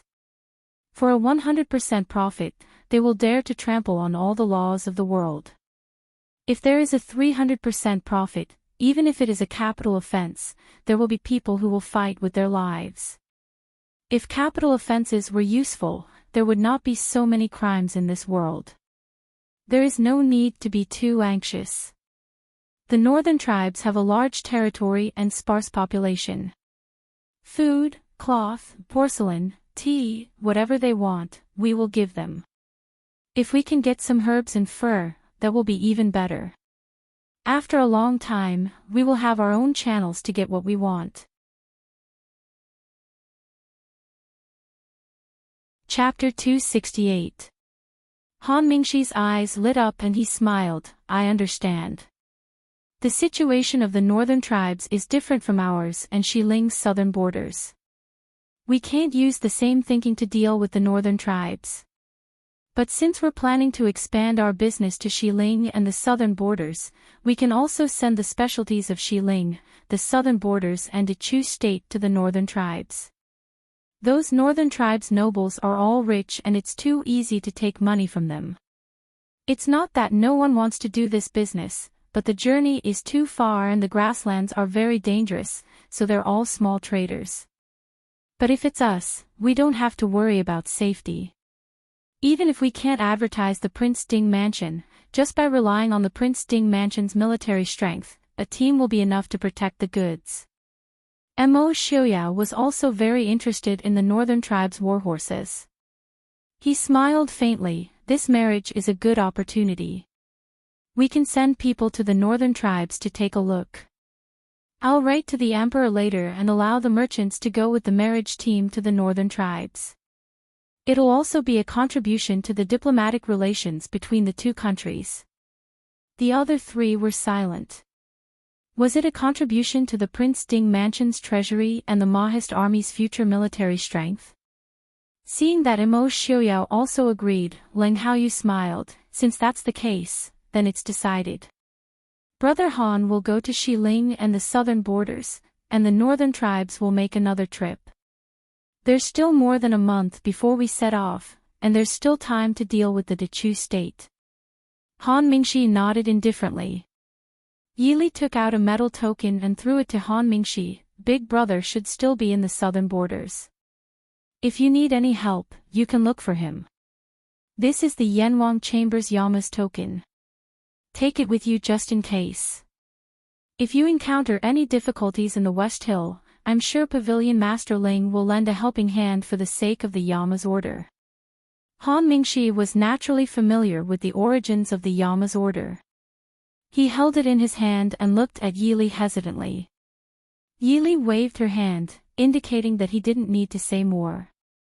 Give it to whoever needs it.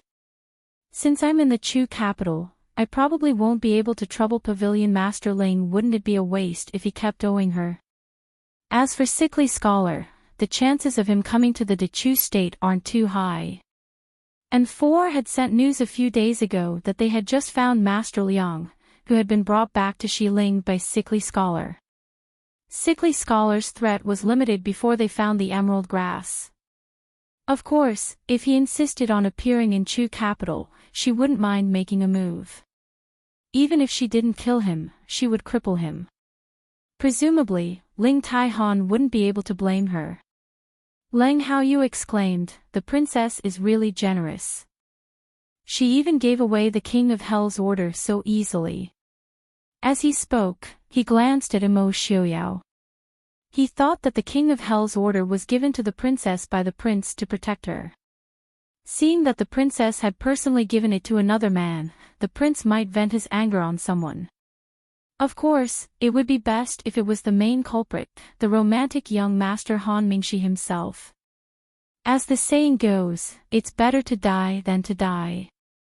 Moreover, he was the one who had caused this. Yili raised her eyebrows and smiled. Pavilion Master Ling gave it to him for free. In fact, even if Ling Taihan didn't appear in the end, she wouldn't really want Sickly Scholar's life. Who knew if Ling Taihan would place too much importance on brotherhood and use the power of the Yanwang Chamber of Commerce to avenge sickly scholar. However, crippling his martial arts at that time was unavoidable. As long as she left sickly scholar alive, Ling Taihan wouldn't cause trouble for her out of respect for her elder brother. Ling Haoyu rubbed his nose and lowered his head to drink tea. Could the King of Hell's order be measured by money? That was something that many people would rather spend a lot of money than be able to buy.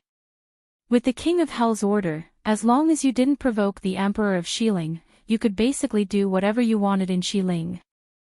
After finishing their business, Han Mingxi looked at Yi Li and frowned. Yesterday morning, Yelu Yi sent people to scour the entire capital for the best jade. I don't know what they're for. I've never heard that the people of the northern tribes like jade. Although Yelu Yi sent people to anonymously buy them in batches, his mistake was that he shouldn't have gone to a shop under the Han family's name. Since 2 or 3 shops had their best jade bought by strangers, the shopkeepers naturally wouldn't forget to report it to their masters. As for the Han family, although the Tianyi Pavilion no longer existed in Dechu State, Han Mingxi still recruited many people under his command. It wasn't a big problem for him to investigate the various jade and antique jewelry shops in the capital and the identities of the buyers. Yi Li obviously knew what Yelu Yi was going to do with the jade. She smiled coldly and said, "It seems that the northern tribes are indeed very rich." Thinking about how her trip yesterday was ruined by a certain prince's act of flaunting his wealth, Yi Li's mood was not good. Especially when that person purposely sent a piece over to annoy her. Her eyes turned and Yi Li smiled. "Help me spread the news that I's imperial concubine wants to find the best jade to give to the prince as a birthday present." Ling Haoyu looked at Imo Xiuyao and then looked at Yi Li. He didn't understand what Yi Li meant. Han Mingxi was the first to react. He waved his fan and said with a smile, "So we can take out all the good jade we have and sell it. Once this news comes out, I think that even if the price is doubled, there will be people who will buy it. Also, Wang Fei is right. Aren't the northern tribes rich? I will definitely send the news to Prince Yelu first so that he doesn't fall behind." As for whether the prince of the northern tribes would use the jade as a betrothal gift for the princess or move it all back to the northern tribes, it wasn't their business. Ling Haoyu nodded in agreement. "Speaking of which, there hasn't been any rumors about what Wang Fei likes. It has caused us to lose a lot of money. It just so happens that I have a lot of things that I want to sell. I'll sell it to the prince of the northern tribes at a cheap price. But... And, does Wang Fei need to leave a good piece for you? If the rich prince of the northern tribes really took it all, what would happen to the prince's birthday present? Don't look at how the prince usually had a good temper. When he was stingy, no one could stand it. These years, he and Feng San had a deep understanding of it." Yi Li glanced at Imo Xiuyao, pursed her lips and smiled. "No need, I'm just saying." Han Mingxi raised his eyebrows and sighed sadly. "So Prince Ding's birthday is coming soon. Speaking of which, it's such a coincidence. I was also born in June. In the past, I spent it with Big Brother, but now..." Ling Haoyu's body stiffened and he stared at Han Mingxi vigilantly. Even if this fellow didn't want to live anymore, there was no need to drag him down with him. He had just gotten married. Yi Li smiled. "Mingxi's birthday is also in June. Then let's celebrate your birthday in the capital before leaving." Han Mingxi blinked. "Will Junwei give me a present?" "Of course, tell me what you like and I'll prepare it later." Yi Li nodded. With her friendship with Han Mingxi, it wouldn't be right if she didn't give him a present on his birthday. Moreover, with Han Mingxi's current situation, she and Imo Xiuyao had put in a lot of effort. Han Mingxi smiled brightly. "That's good. No matter what Junwei prepares, I will like it." After saying that, he fearlessly raised his eyebrows at Imo Xiuyao. Imo Xiuyao's calm expression flashed with a trace of light. Li is right. Since Brother Li's birthday is also in June, I and Li naturally have to give him a present. Don't worry, I will definitely give Brother Han a surprise present. Mo Xiuyao's voice could be said to be gentle when he said the last sentence, but the people who heard it felt cold in their hearts. Chapter 269. Lang Haoyu grabbed Han Mingxi and laughed dryly at Mo Xiuyao. Although we haven't known each other for long, we feel like old friends at first sight. Brother Han Mingxi, let's discuss how you want to celebrate your birthday first.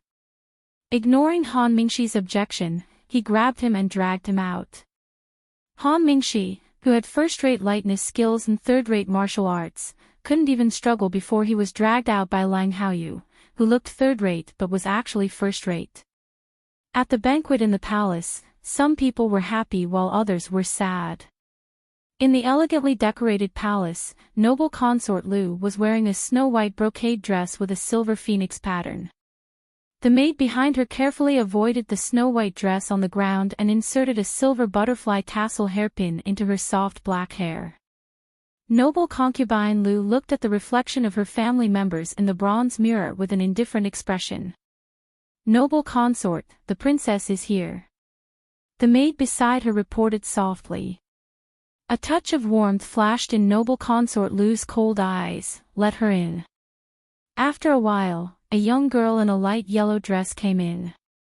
She stood at the door and looked at noble consort Lu timidly. Then she walked forward and called softly, "Mother." Noble consort Lu turned around and pulled the girl in front of her. Looking at the face that was somewhat similar to hers, noble consort Lu lowered her eyes and suppressed the complicated expression in her eyes. She asked softly, "Ning, why did you come to my place at this time?" The girl looked up at noble consort Lu and whispered, "Sister Changle said that she would attend the banquet with mother. I also want to go with mother." Noble consort Lu was stunned and frowned. "You are still young. Tonight's banquet is to welcome the prince of the northern tribes.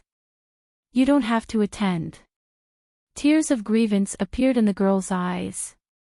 Sister Changle was only 1 year older than her. However, Imperial Mother would often bring her to the palace banquets to play together. However, Imperial Mother had never been willing to bring her along, nor was she willing to play with her. She knew that Mother didn't like her. Noble consort Lu's expression softened when she saw the shock on the girl's tender face. But she soon calmed down and said coldly, "Ning, don't you listen to Mother. Go back." Looking at her daughter's aggrieved and sad appearance, she finally paused and said in a low voice, "Go back to your own palace. In a while, let Mama bring you to the palace banquet." The girl raised her hand to wipe away the tears on her face and sobbed, "Woo-woo. Mother, don't be angry. Ning won't go. Ning is going to play with my brothers." After saying that, she turned around and stumbled out. It was quiet in the hall. The chief maid beside noble consort Lu frowned and said in a low voice, "Your Highness, aren't you being too?" Noble consort Lu turned around and said blandly, "No need to say more. Help me dress up." Seeing her like this, the palace maid did not dare to persuade her again. She looked back at the door and sighed slightly in her heart. Compared to how the Empress treated the eldest princess, the Empress treated the second princess and even the two princes too coldly. This way, when the princes and princesses grew up in the future, their feelings for the imperial concubine would also be affected. It was a pity that the imperial concubine would not listen to their advice. They could only nimbly dress up for their mistress. Noble consort Lu stood up and looked at herself in the mirror before turning around and saying, "Let's go." The banquet was still the same as usual, with songs and dances celebrating peace and prosperity. Yili sat next to Mo Xiuyao. She could clearly feel that from the moment she entered the hall, someone's gaze had not left her. Looking up, the person sitting opposite her was the key figure of tonight's banquet, the seventh prince of the northern militant kingdom, Yilu Yi. Seeing Yili looking at him, Yilu Yi raised his eyebrows and raised his wine cup in her direction. That undisguised impudent gaze made Yili's heart sink. She was very unhappy. Ever since she married Mo Xiaoyao, no, it should be said that since she could remember, no one dared to look at her with such an impudent gaze. Seeming to sense Yili's anger, Yi raised his eyebrows and smiled. He turned his head and talked to the person sitting next to him. Yili indifferently lowered her eyes and looked down at her hands. Did Yi think that she would explode on the spot? A slightly cold hand grasped her hand. Yili raised her head and saw Mo Xiaoyao's gentle and caring eyes. Mo Xiaoyao laughed softly and said, "Wife, don't be angry. Later, I will dig out his eyeballs for you." Yili rolled her eyes at him and muttered, "He is the king of the Northern Militant Kingdom's most favored son. If you dig out his eyeballs, won't the Northern Militant Kingdom and the Dechu state fight?" Mo Xiaoyao raised his eyebrows and laughed lightly. "Who said that I can only do it in the Dechu state? When we go to the Northern Militant Kingdom, I also have a way to dig out his eyeballs as an apology to wife." Yili shook her head. "It's nothing. It's fine as long as you come back safely from the Northern Militant Kingdom. It's better if you don't cause any more trouble." Mo Xiaoyao looked deeply at her happy expression. "Wife, are you worried about me? Your husband is really happy." Yili couldn't help but pinch him. Ever since that night at the Lantern Festival, this person had become more and more pretentious. All day long, his wife and husband wouldn't stop talking about each other. Mo Jingqi, who was sitting above, naturally saw the interaction below clearly. His originally handsome face twisted slightly. Mo Jingqi turned back and smiled at noble consort Lu and the Empress, saying, "Prince Ding and the princess have been married for more than a year, but they are still as loving as ever." The Empress took a sip of the wine in her cup and smiled lightly, saying, "Your Majesty is right. Prince Ding and Princess Ding are deeply in love. It must be another story in the capital." Mo Jingqi nodded and smiled, saying, "The Empress is right. My dear wife, what do you think?" Noble consort Lu's face was as white as snow and her expression was cold. "Your Majesty is right." Wang Xiaorong, who was sitting below noble consort Lu, looked at noble consort Lu and then at Prince Ding and his wife below. She covered her mouth and smiled foolishly, saying, "I heard that Sister Lu and Prince Ding were childhood sweethearts." Before she finished speaking, Mo Jingqi's gaze shot to her like a sharp arrow. Wang Xiaorong's heart jumped. She knew that she had said something wrong, but she was so scared that she didn't know what to do. The Empress frowned and said lightly, "Wang Xiaorong, you can't drink much. What nonsense are you talking about?" Wang Xiaorong's face was a little ugly, but she knew in her heart that the Empress had helped her out. She hurriedly agreed and lowered her head, not daring to say more.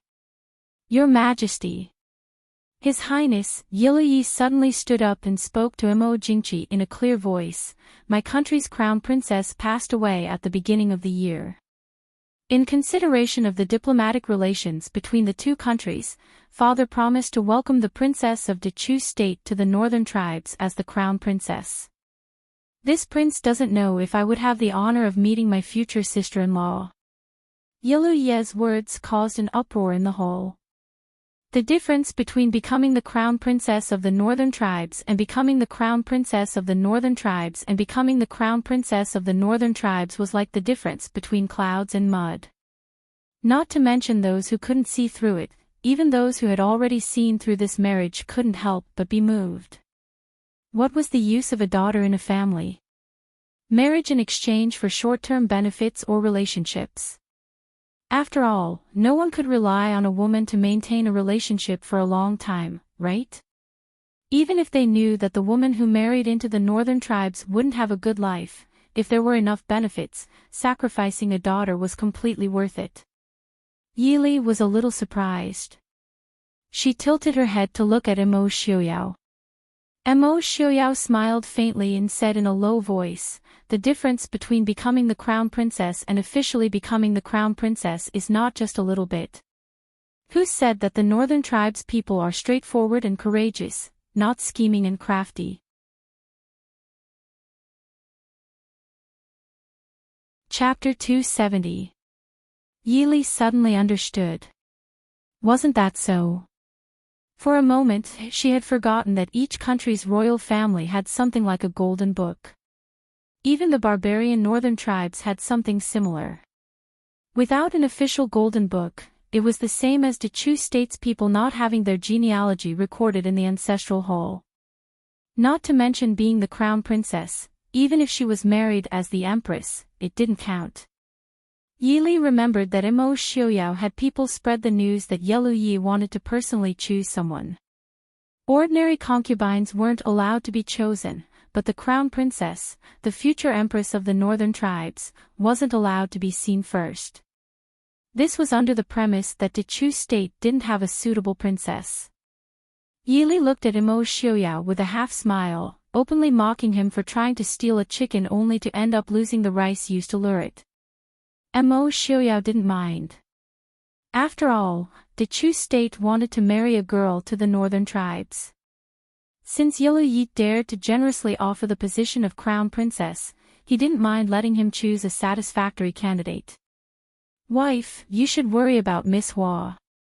If Yelu Yi personally chooses, he has a 70% chance of choosing Hua Tianxiang.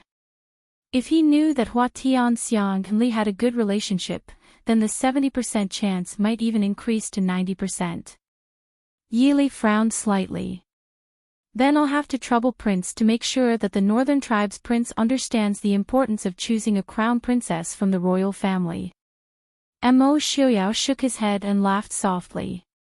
If Yelu Yi himself was the crown prince, he might choose a girl from the royal family.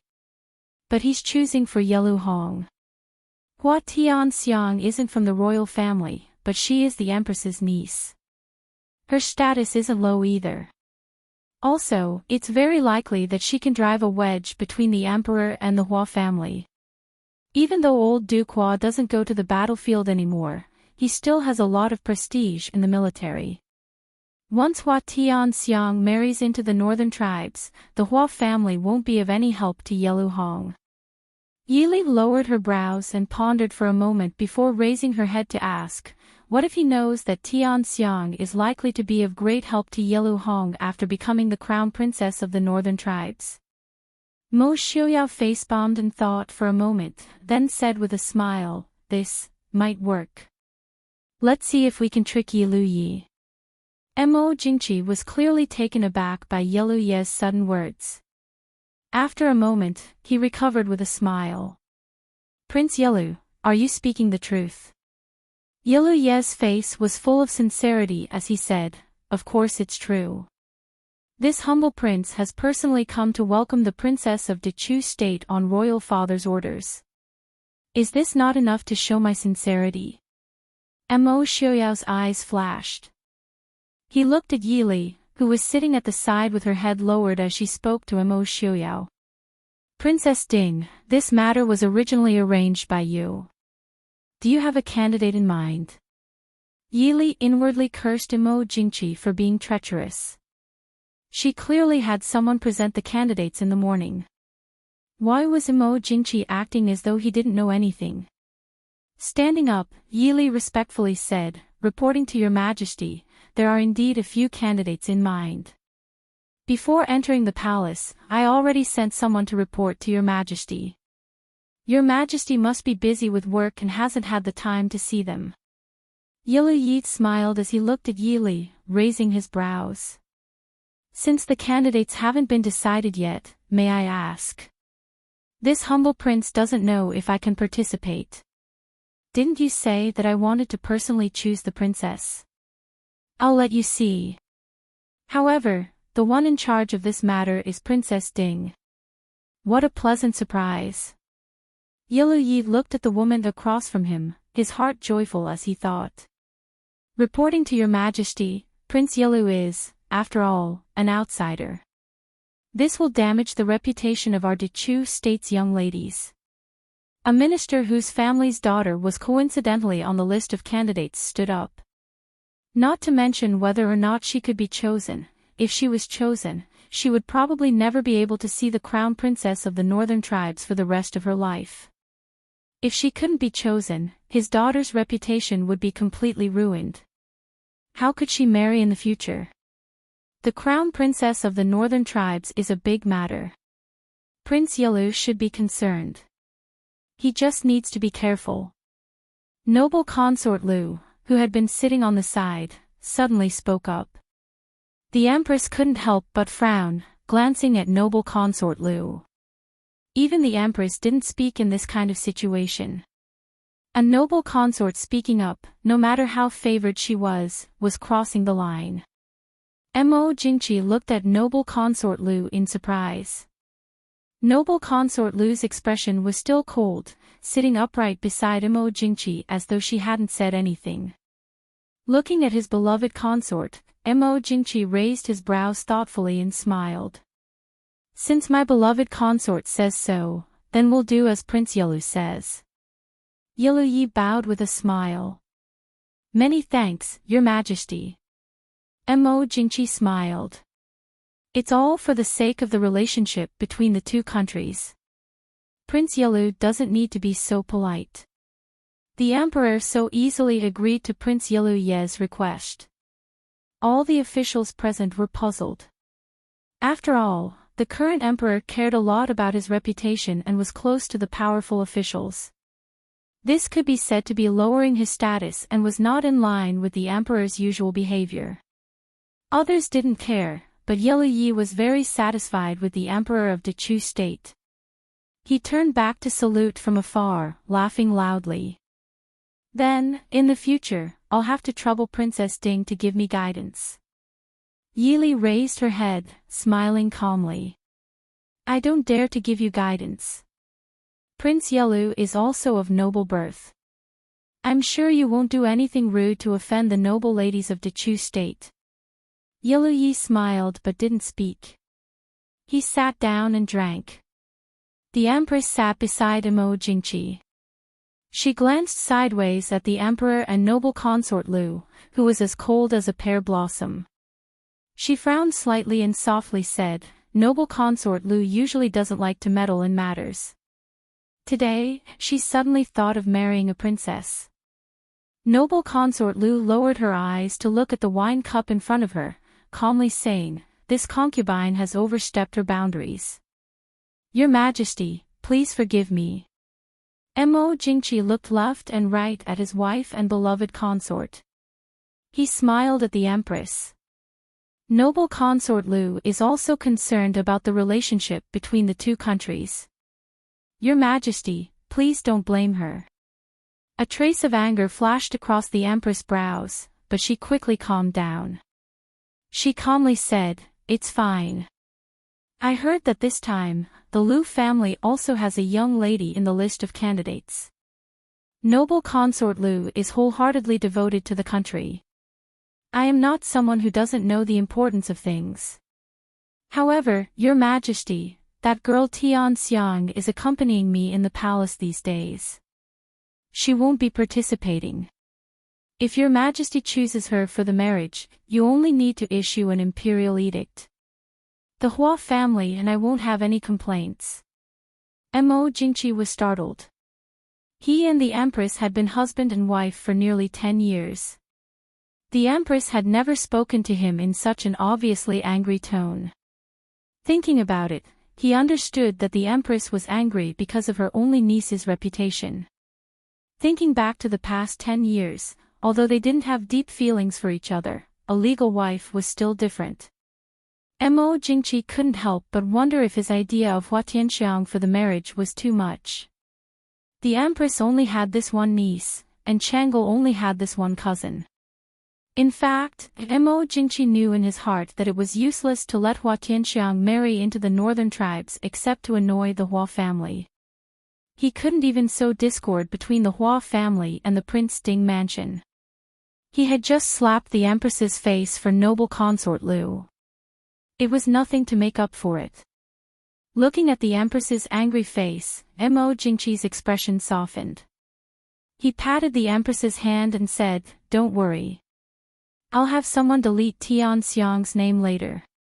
The Empress lowered her eyes, revealing a very faint smile. She said, "Thank you, Your Majesty." Chapter 271. Your Highness. Yili absent-mindedly withdrew her gaze and turned back to Mo Xiaoyao. She smiled and said, "It seems that we don't need to worry about Tian Xiang." Mo Xiaoyao raised his eyebrows. Yili smiled and said, "It seems that the Empress has already helped Tian Xiang convince the Emperor." The Empress had no children, but she was able to sit in the position of Empress for so many years in the palace surrounded by powerful enemies. Even the favored noble consort Lu didn't dare to offend her. It could be seen that she wasn't an easy person to deal with. Noble consort Lu had just spoken past the Empress, and the Empress only had to express a little dissatisfaction to make the Emperor relent. But noble consort Lu. Yili's clear eyes swept across the snow-robed woman in the hall. She furrowed her brows thoughtfully. The Empress' intelligence isn't inferior to anyone's. She just didn't mean it. On the other hand, Li seems to have some strange abilities. Mo Xiaoyao laughed softly. Even though they were sitting at the very front, there was still a distance between them and the dragon throne. He could see the expressions of the people above, but Mo Xiaoyao admitted that he couldn't hear the whispers of the people above in this noisy hall. Yili curled her lips and glanced at him. She said generously, "That's right. Can't I read lips? Do you want to learn?" Mo Xiaoyao smiled and said, "No need. My wife can do it." Yili glanced at him and then lowered her head to look at the wine in front of her. She knew that she had revealed too many flaws in front of Mo Xiaoyao. At first, it was careless. She could attribute it to the fact that she had let down her guard after living a peaceful life for more than 10 years. Later, she gradually became unwilling to hide in front of him. Sometimes, she would even deliberately reveal a side that was different from normal people. In fact, this was also considered a test, but Mo Xiaoyao never showed any abnormality towards her difference, as if it was natural for her to be like this. Yili was surprised, but at the same time, she was secretly happy. After all, not everyone liked to wear a mask and hide their identity for the rest of their life. Because it was a welcoming banquet for the prince of the northern tribes, the banquet did not end after the banquet in the main hall. Instead, the emperor led all the concubines, princes, princesses and officials to the highest Jiaxing pavilion in the palace to enjoy the specially arranged fireworks and large-scale singing and dancing performances. Sitting high up in the building, Yili looked at the excited emperor and raised her eyebrows disapprovingly. It was wishful thinking to use this so-called grand welcoming banquet to intimidate the ambitious prince of the northern tribes. It was almost enough to trigger his ambition to conquer the Central Plains. After all, the northern tribes could be said to be the poorest of the 4 countries.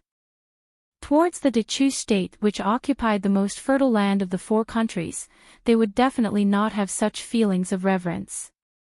The harsh environment and valiant temperament made them want to plunder without regard for anything else. Princess Ding. Imperial Uncle. The Jiaxing pavilion was much more free and casual than the main hall. After sitting for a short while, Princess Chang'e had already stealthily made her way to Yili's side. Many people's gazes were focused on the fireworks in the air and the singing and dancing below. Not many people noticed her. Yili lowered her head to look at her. Smiling faintly, she asked, "Why has Princess come here?" Princess Chang'e blinked her eyes. Leaning close to Yili's ear, she whispered, "Imperial Mother wants me to tell you to be careful of noble consort Lu."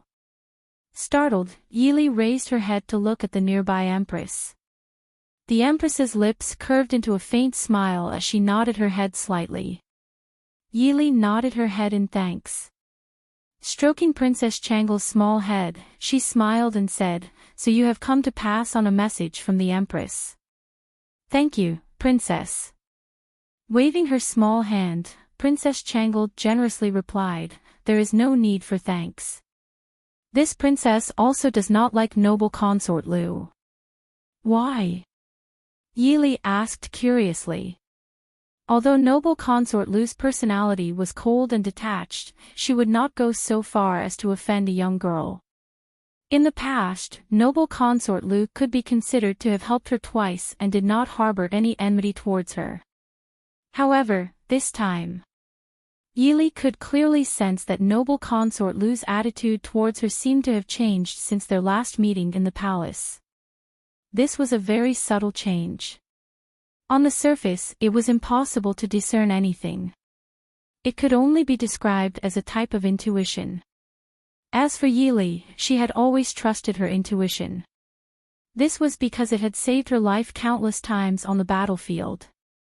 Curling her small lips, Princess Changle replied, "She always acts as if no one is pleasing to the eye. However, Imperial Father always listens to her. She is not good at all. Even when Jining cries, she ignores her. Imperial Mother would never treat me like this. Imperial Mother dotes on Changle the most." The last sentence was definitely meant to show off. Jining. Yili looked at Mo Xiuyao in confusion. Indifferently, Mo Xiuyao replied, "The Emperor's second princess, Princess Jining, noble consort Lu's daughter." Yili gazed forward. Only now did she realize that something seemed to be missing from noble consort Lu's side. With the Emperor's grace, all of the imperial concubines, princes, and princesses were allowed to turn off the fireworks. As a result, as long as the imperial concubines had children, they would bring their princesses and princes with them. If it could be said that the previous banquets did not allow for the presence of children due to etiquette, now that even the two one-year-old princesses and princes were being carried by their wet nurses, it was strange that noble consort Lu's 2 sons and 1 daughter were nowhere to be seen. In particular, the second princess should be 7 or 8 years old. She was not an insensible child. Was it really as Princess Changle had said, that noble consort Lu did not like her own children? Does Princess often play with Princess Jining? Yili asked with a smile. Princess Changle shook her head. Somewhat depressed, she replied, "Jining also does not like to play with me. She only likes to play with her younger brothers. However, she does not allow me to go see them. Imperial Mother says that because I am still young, I do not know how to take care of my younger brothers. However, Jining is even younger than me." Yili pinched Princess Changle's small face, inwardly sighing. The Empress truly protected Princess Changle very well. Assassins! Suddenly, there was a shrill cry. Several dark shadows scuttled out from the darkness, pouncing on the stairs. Somewhat speechless, Yili rolled her eyes. Stretching out her hand, she pulled Princess Changle to her side. The stargazing pavilion was immediately thrown into chaos. A large number of imperial bodyguards swarmed towards the Emperor, Empress, princes, and princesses. The court officials and the womenfolk below were thrown into chaos, each looking for a place to hide. With a single glance, Yili understood that these men in black were not comparable to the good-for-nothing she had seen that night. Every single one of them was an expert chosen from 100.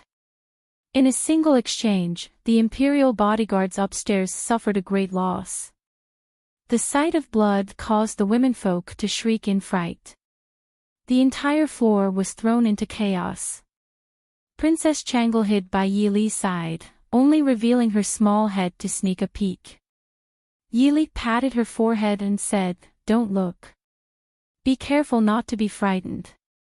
Princess Changle promptly withdrew. Somewhat worried, she asked, "Princess Ding, will anything happen to my imperial mother and imperial father?" Yili smiled and replied, "Don't worry. Even if something happens to all of us here, nothing will happen to them. With so many imperial bodyguards surrounding them, if anything happened to them, then everyone upstairs would have already been killed by the assassins. One by one, the court officials who knew martial arts stepped forward to meet the assassins. This was not only for their own safety, but also an opportunity to display themselves before the emperor. Mo Xiaoyao sat calmly by Yi Li's side. At some point, shadow guards had appeared, steadily guarding their surroundings. Even if one or two occasionally broke through their defenses, they would be dealt with by Qingwan, Shadow 2, and Shadow 3. In the chaotic upstairs, there was a strange calm on their side.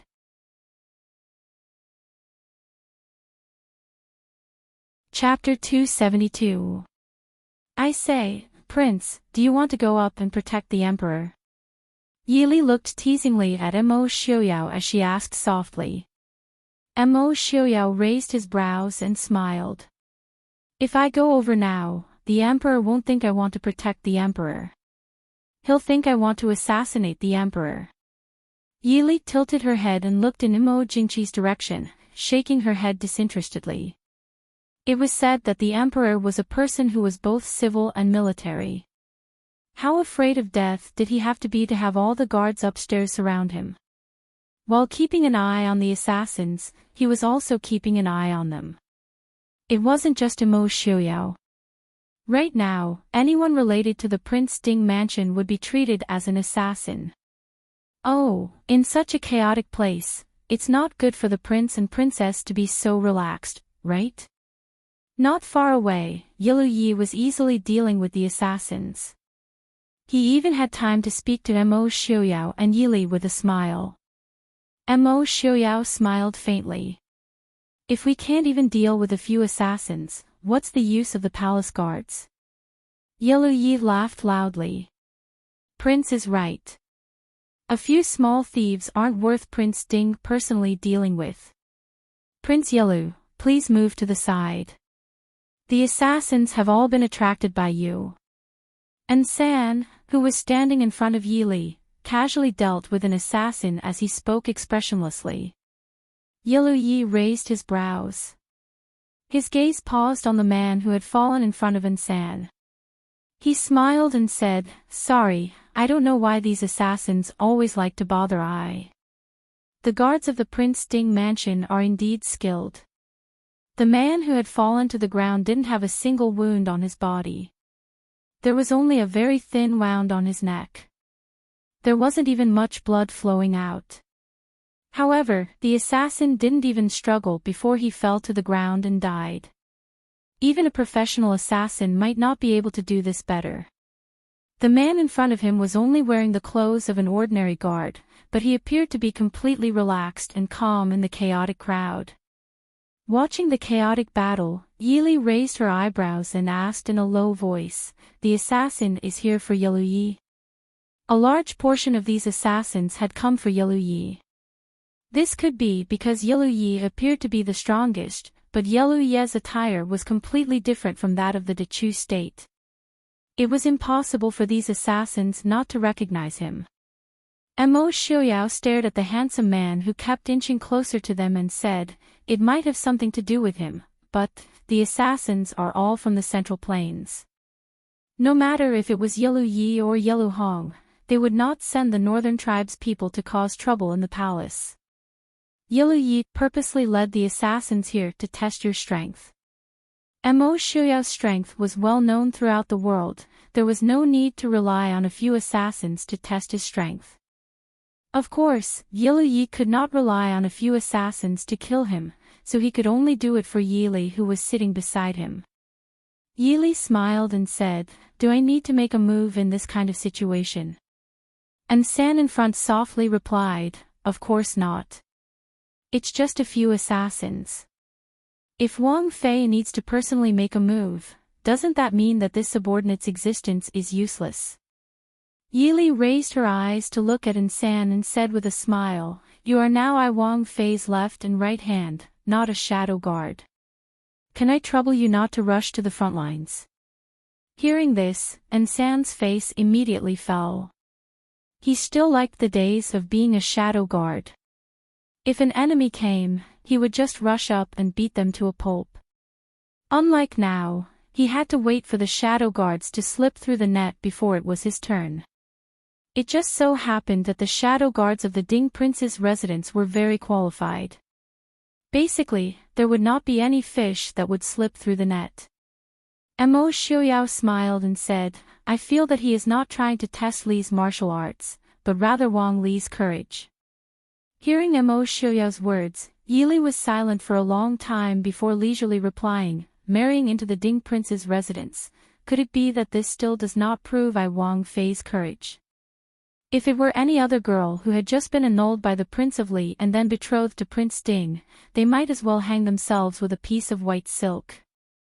The fact that she was still alive was enough to prove that her courage was not small, okay? Not far away, a child's cry could be heard. Princess Changle stared blankly for a moment before suddenly crying out, It's Zhenning. Princess Ding. Sitting to the side, Mo Xiaoyao waved his hand. Two shadow guards withdrew from the battlefield without leaving a trace, quickly flying towards the source of the cry. Yili looked at noble consort Lu, who was sitting by the emperor's side, and wrinkled her brows. Even they had heard Princess Zhenning's cry. She did not believe that noble consort Lu had not heard it. However, noble consort Lu's expression remained as calm as usual. Even the empress frowned as she glanced in that direction. As the birth mother, she acted as if she had not heard anything. In the past, she only felt that noble consort Lu's temperament was cold and untainted. However, looking at her now, she could not help but feel a chill in her heart. A woman who did not even care about the safety of her own daughter, what exactly was she thinking in her heart? Surrounded by layers of imperial bodyguards, the empress calmly said a few words to Mo Jingqi.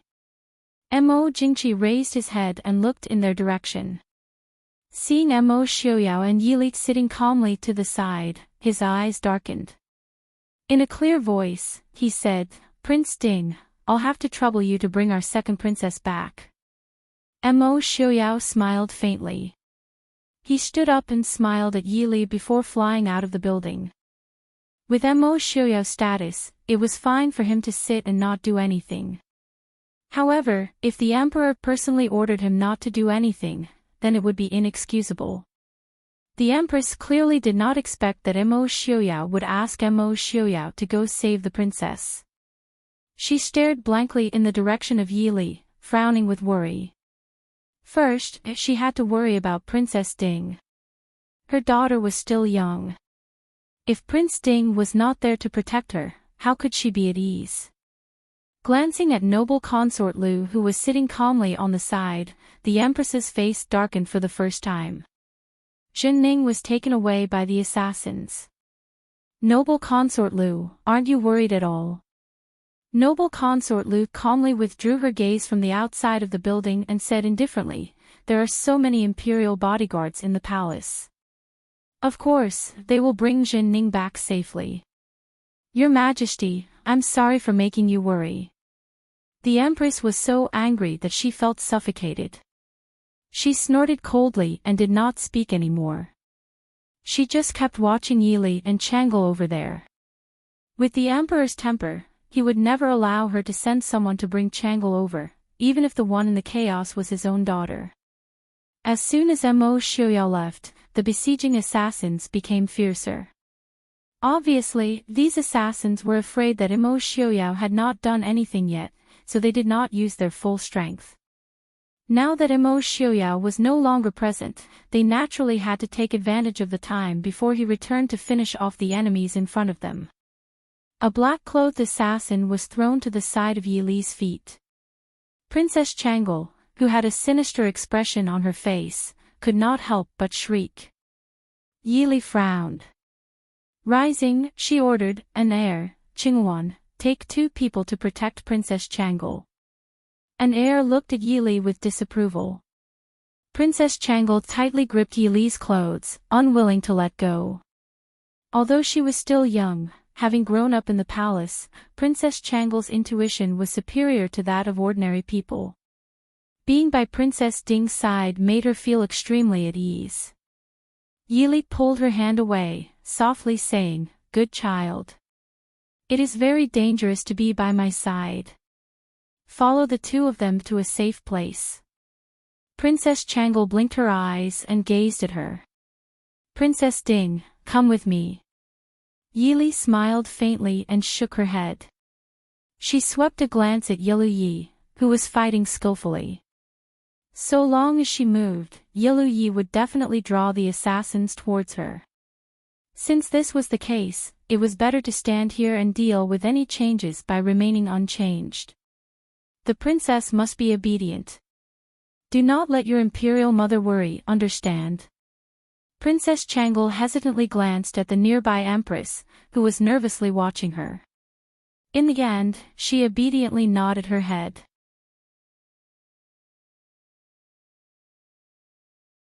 Chapter 273. In the midst of the fight, Yilu Yi turned back to glance at Yili, who was still standing not far away. He raised his brows and smiled. "Princess is indeed brave." Yili leaned against the pillar, calmly saying, "If Prince Yilu didn't lead them here, I would be happier. Actually, right now I'm so scared my legs can't move." Having his intentions exposed, Yilu Yi didn't feel embarrassed at all. He smiled and said, "Princess Consort found out ah. Actually, this one only wanted to be a hero saving a beauty. I believe Princess won't blame this one, right?" Hearing this, San raised his brows. He grabbed an assassin with one hand and thrust it forward. The bright light of the blade pierced towards Yilu Yi. Hearing the wind, Yilu Yi nimbly turned around and kicked the assassin who had lost control. "This one, be careful." San expressionlessly raised his hand, apologizing without sincerity. It was a slip of the hand. "Prince, please forgive me." Yilu Yi raised his brows, smiling. Princess indeed has many capable people by her side. "Of course, I won't blame you." "Yilu Yi. Go die." It seemed that this casual fight had finally hurt the assassin's pride. With a loud roar, several black-clothed men threw themselves at Yilu Yi. Their attacks were so fierce that it made one's heart tremble. Yilu Yi finally began to gather his energy to deal with them. Yili leaned against the pillar, looking at the chaos around them. She gave Mo Jingqi, who was surrounded by guards, a high degree of disdain. His subjects were being slaughtered by assassins. As the monarch, half of his guards didn't move. He refused to let them leave his side to deal with the assassins.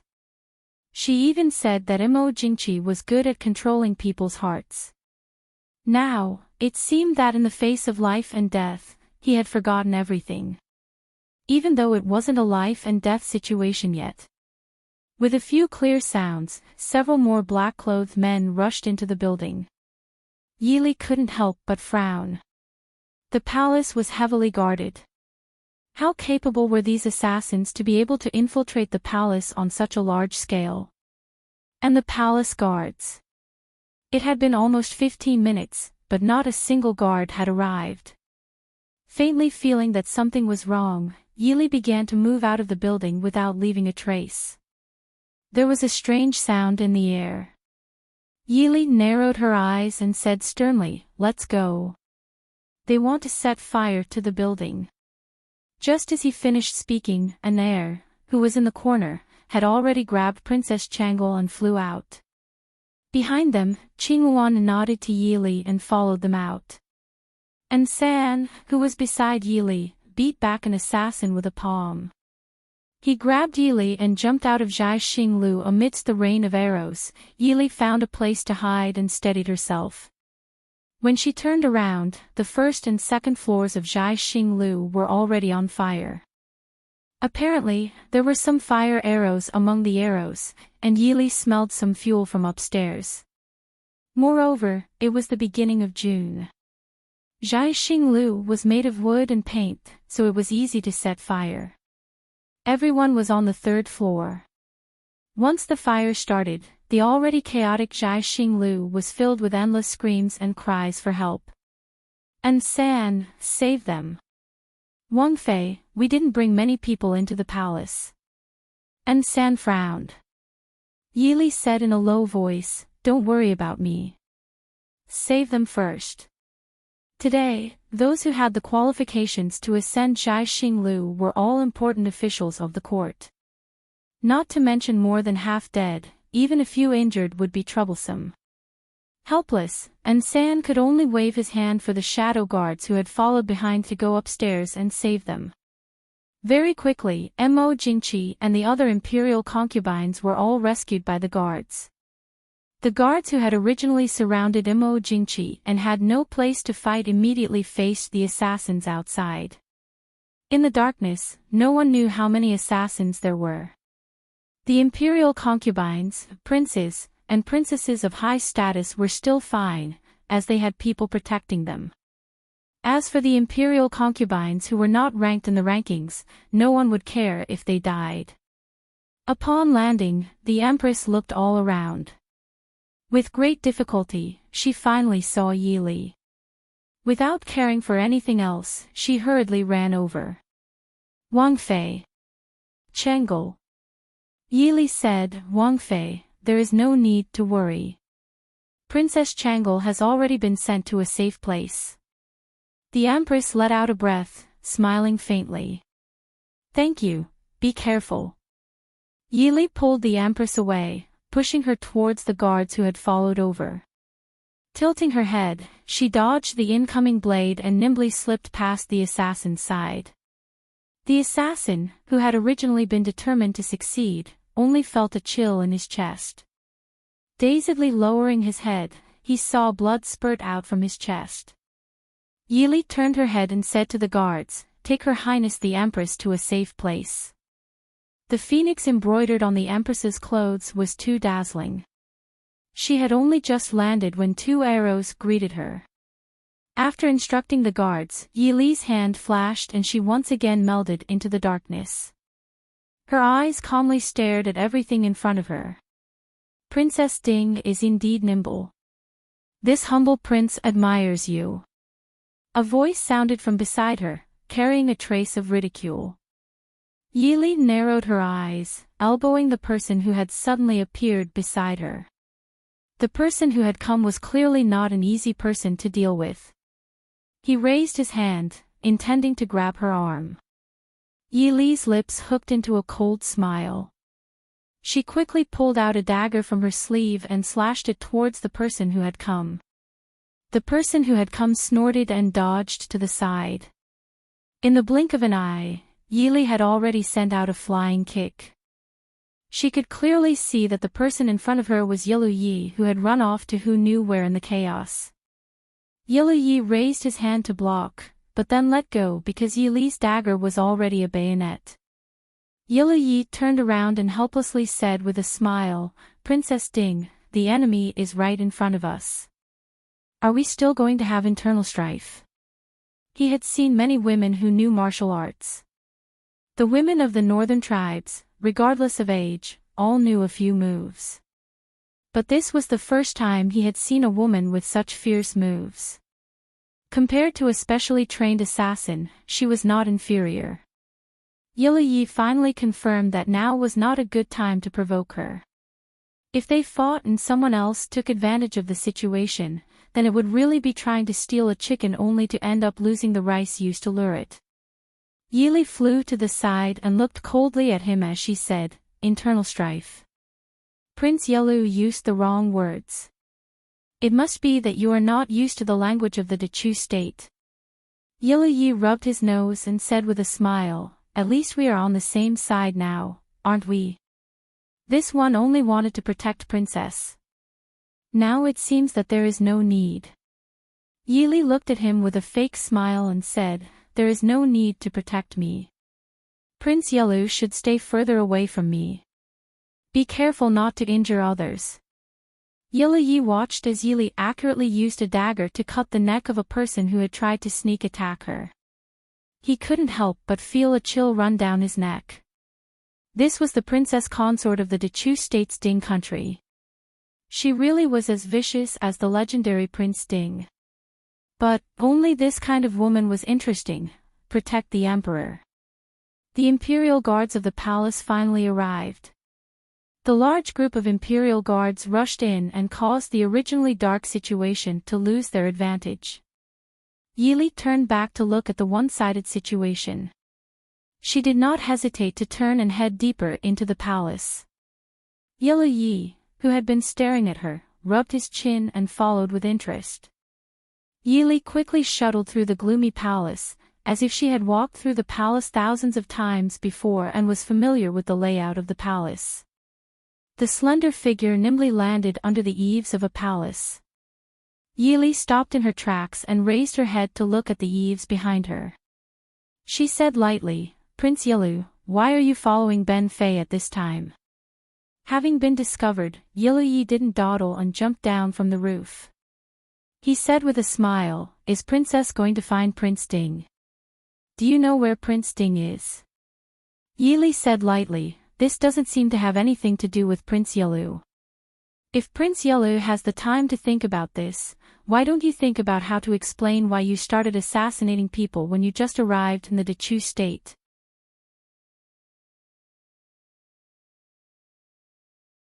Chapter 274.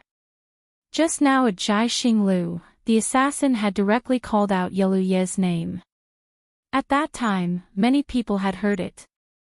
Not many people knew about the assassination at the Lantern Festival, but it did not mean that it would not spread.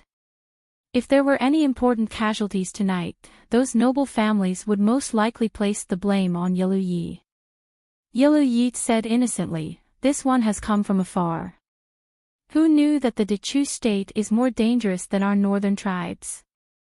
Yili sneered, "I think that compared to the northern tribes, Prince Yilu is more like someone from our Dechu state." Finishing, she did not care about Yilu Ye's expression and turned to quickly walk forward. The two of them, one in front and one behind, walked a short distance in the imperial palace. Probably because of the assassin, most of the guards had gone to Jai Xinglu. At this time, the imperial palace was not as strict as usual. Yili frowned as she walked. If someone were to sneak into the palace at this time, the consequences would be unthinkable. Yilu Yi leisurely followed behind Yili. He could see that Princess Ding was not aimlessly searching the palace, but was going in a certain direction. But with his eyesight, he could not find any traces of Mo Xiuyao. After thinking for a long time, he could only conclude that it was a secret mark of the Ding Palace that he did not know about. Very quickly, the two of them reached the peach forest at the edge of the imperial garden. Yilu Yi frowned, "Wang Fei, are you sure you didn't find the wrong place?" Yili jumped over the river in front of her and said calmly, "I did not ask Prince to follow." When her feet touched the ground, Yili did not hesitate to enter the peach forest. Yilu Yi shrugged and followed with a smile, "Wang Fei is not worried about this one. Are you not afraid that I will follow behind you and sneak attack?" "You can try." Yilu Yi rubbed his nose and was speechless. Although he was not timid, he was not someone who liked to seek death.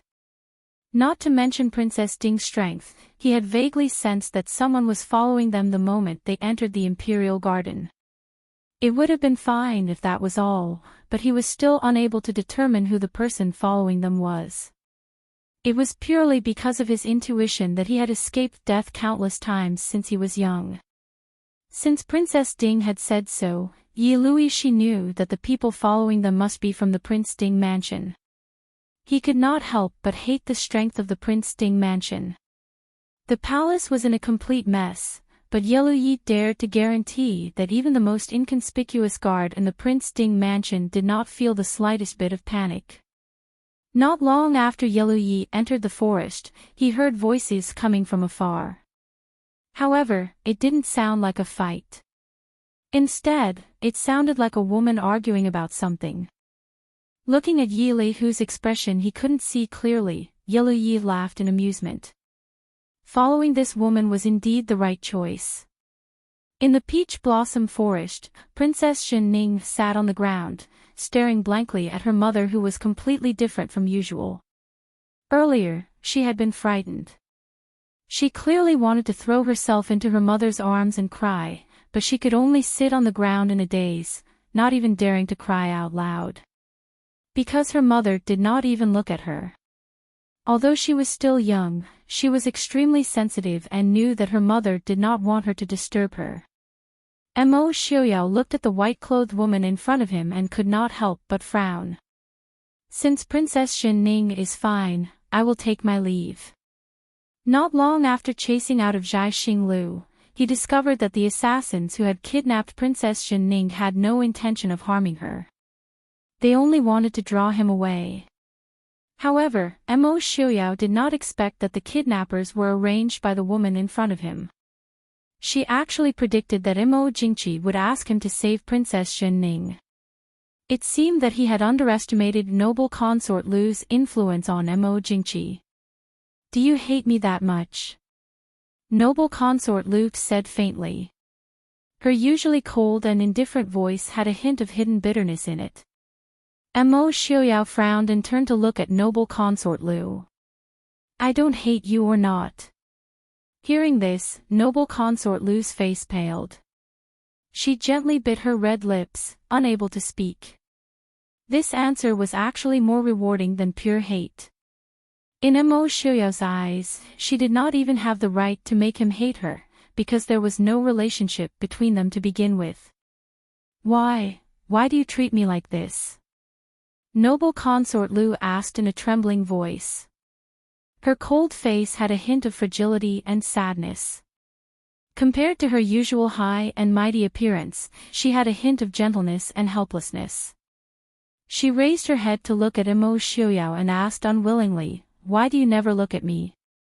In the past, it was Su Zuidi. Now, it's Yili. I've never been worse than them.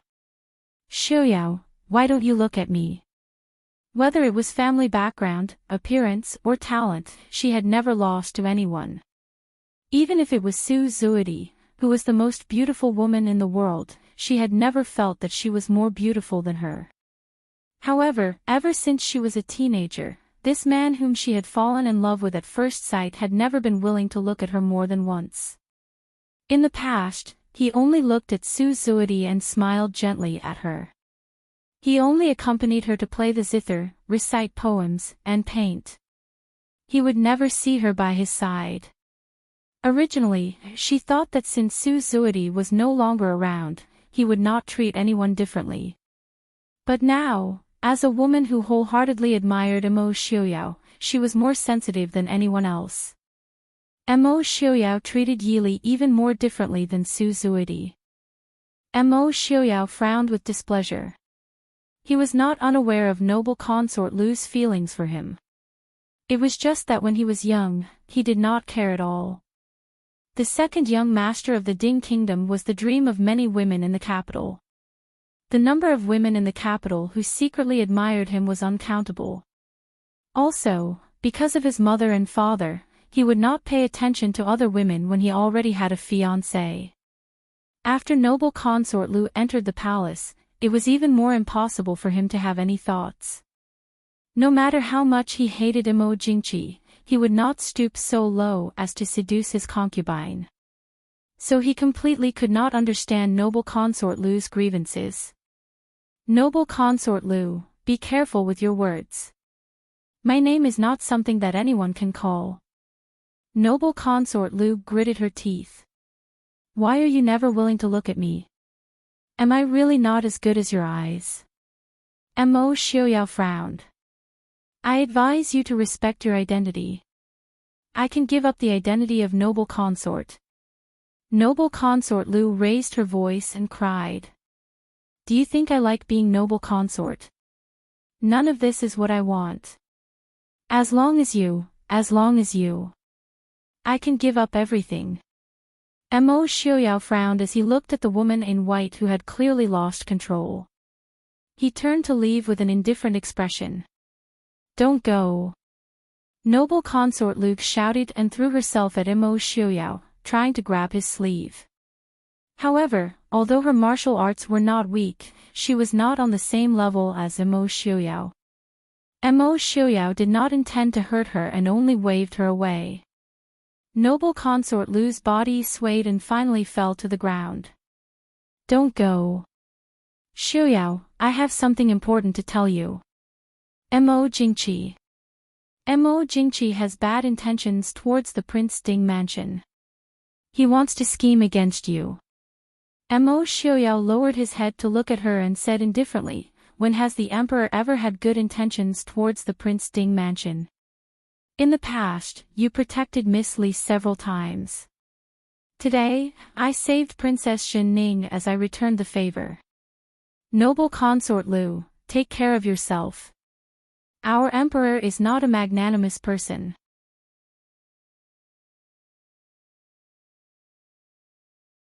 Chapter 275. Why, TSK, what an iron-hearted man. Noble Consort Lu is a rare beauty.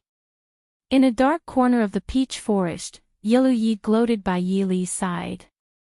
Yi Li glanced at him indifferently. She was surprised to see Noble Consort Lu here. When she came down from Zhaixing Lu, Noble Consort Lu was still by Mo Jingqi's side. How did she escape and appear in the peach forest in such a short time? Noble Consort Lu had long known about Mo Xiuyao's feelings. She also knew about Mo Xiuyao's feelings. So she wasn't angry to see them. She was just surprised by Noble Consort Lu's deep love for Mo Xiuyao. Looking at Princess Xin Ning, who was still sitting on the ground and not daring to speak, Yi Li secretly shook her head.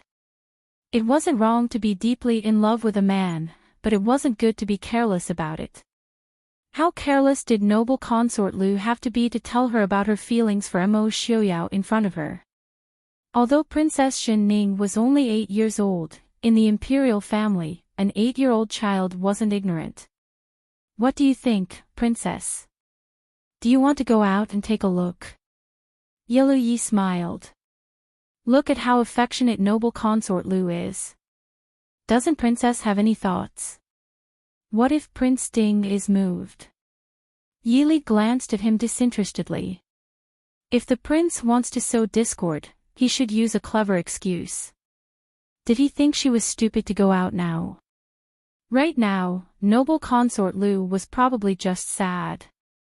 If she appeared in front of her again, Noble Consort Lu would probably hate her to the heavens. Of course, it didn't mean she didn't hate her now. Yi Li reminded herself to be careful of Noble Consort Lu in the future. She was clearly disfigured, but she was still able to recruit people. Obviously, she wasn't completely disfigured. Yi Li calculated silently in her heart. In the peach forest, Mo Xiuyao felt a chill run down his spine. He glanced at Noble Consort Lu, who was crying like a pear blossom in the rain, and turned to leave without hesitation. Mo Xiuyao walked out of the peach forest and stood by the riverside for a while before turning his head and saying with a smile, Li, since you're here, why aren't you coming out? Yi Li strolled out from the peach forest and smiled faintly. Isn't it because I don't want to ruin Prince's plans? Mo Xiuyao was silent for a while before he said, I suddenly felt my heart skip a beat. Is Li trying to ruin Ai's face again? Yi Li glared at him fiercely. She would never admit that her thoughts had been guessed by him. Yilu Yi followed behind Yi Li and leisurely walked out. He looked at Mo Xiuyao and said with a smile, Prince Ding is truly extraordinary. This little prince admires you. Mo Xiuyao calmly said, Prince Yilu is too polite. I cannot compare to Prince Yilu. Before he finished, Mo Xiuyao turned to look at the other side of the imperial garden. Yilu Yi said, it seems that someone is looking for Prince Yilu. Yilu Yi looked over and saw several figures hurrying over. They were clearly the palace guards. It seemed that no matter how afraid Mo Jingqi was of death, he had not forgotten that there was an important guest present. Yilu Yi clicked his tongue and smiled brightly at Yi Li, saying, I won't bother the palace guards. Princess Ding, let's meet again tomorrow. After speaking, he leaped into the peach forest and disappeared. This subordinate greets prince, greets princess. Several guards came over. When they saw Mo Xiaoyao and Yili standing side by side, they were stunned and hurried forward to greet them. Mo Xiaoyao nodded. "What are you doing?" The leader of the guard said, replying to Prince, "We discovered that Prince Yelu and Princess Ding had disappeared in the chaos. This subordinate has been ordered by the emperor to search everywhere." Mo Xiaoyao nodded, calmly saying, "Princess is worried about I, so she came over to take a look. Just send someone to report to His Majesty that Princess Consort is with Ben Wang. As for Prince Yelu, you can continue to search." The guards naturally did not dare to delay. After bidding farewell to the two, they went to report to Mo Jingqi and continued to search for Yelu Yi. Yili turned back to look at the peach forest, frowning. "Noble consort Lu." Mo Xiaoyao pulled Yili back, softly chuckling. "Noble consort Lu has nothing to do with this husband. Wife, don't wrongly accuse me." Yili rolled her eyes at him, saying, "Is it okay to leave noble consort Lu inside?" Mo Xiaoyao said, "Noble consort Lu is not as simple as you think. Do you think she can come here from Zhaixing Lu in such a short time with ordinary skills? If you have a good relationship with the Empress, it's best to remind her to be careful of noble consort Lu." Yili looked at Mo Xiaoyao strangely. Previously, he said he owed noble consort Lu a favor. Although he had just repaid it, he couldn't just turn his back on her, right? Mo Xiaoyao looked at her with a smile, saying, "Do you think that just because I accepted her, she would really leave with me without anything?" Yili raised her eyebrows. "Wasn't that the case?" Mo Xiaoyao said lightly, "How could an aristocratic family raise a woman who would do anything for love? If she really did not want anything like she said, how could she give birth to 2 sons and 1 daughter in a row and be the most favored in the harem? She doesn't really want to be with me. She just can't bear that I turned a blind eye to her in the past and now treat you so well." Yili frowned. She believed that noble consort Lu had true feelings for Mo Xiaoyao. At least, it was not completely with a purpose. Such a proud woman begged a man in such a situation when she knew the odds were not good. It was impossible that there was no sincerity and hope in her heart. However, no matter how sincere she was, it was useless. Mo Xiaoyao already belonged to her. She refused to let anyone else touch him. When they left the imperial garden, Mo Jingqi had already sent people to wait for them at the exit. With such a big thing happening in the palace, it was naturally impossible for them to leave so easily. Everyone went back to wash up and sleep. Although there were many assassins who infiltrated the palace this time, compared to the thousands of palace guards, it was just a drop in the ocean. The reason why they were able to create such a big scene was because they had the element of surprise. However, it could be seen that the palace guards were not as strict as imagined. It was no wonder that the shadow guard of the Prince Ding mansion secretly looked down on the palace guards. At least, no assassins had ever broken into the Prince Ding mansion in the past 100 years. After being frightened by the assassins, Mo Jingqi naturally could not sleep. He brought the frightened officials to the Dragon Ascension Hall, where political affairs were handled. Yili and Mo Xiaoyao had just walked to the door when they heard Mo Xiaoyao's angry scolding. He was clearly reprimanding the guards for their negligence. Yili raised her eyebrows. She remembered that the current commander of the palace guards was Leng Haoyu's elder brother, Leng Qingyu. Stepping into the hall, they saw a young man who looked somewhat similar to Leng Haoyu kneeling on the ground, respectfully listening to Mo Jingqi's reprimand. Seeing the two enter, Mo Jingqi finally suppressed his desire to continue scolding. He thoughtfully stared at the two who walked in hand, asking, "Why is Princess Ding together with Prince Ding?" Yili smiled faintly. "Reporting to your Majesty, Yili was worried about my prince's safety, so I brought people to look for him. In a rush, I did not have the time to report to your Majesty." please forgive me. Mo Jingqi looked at Yili with a complicated gaze before forcing out a smile. Prince Ding and Princess Ding are deeply in love. It's indeed a legend in Dechu State. It's natural for Princess to be worried about Prince Ding. How can we blame you? Yili seemed to be relieved. She smiled and said, Yili thanks Your Majesty for your understanding.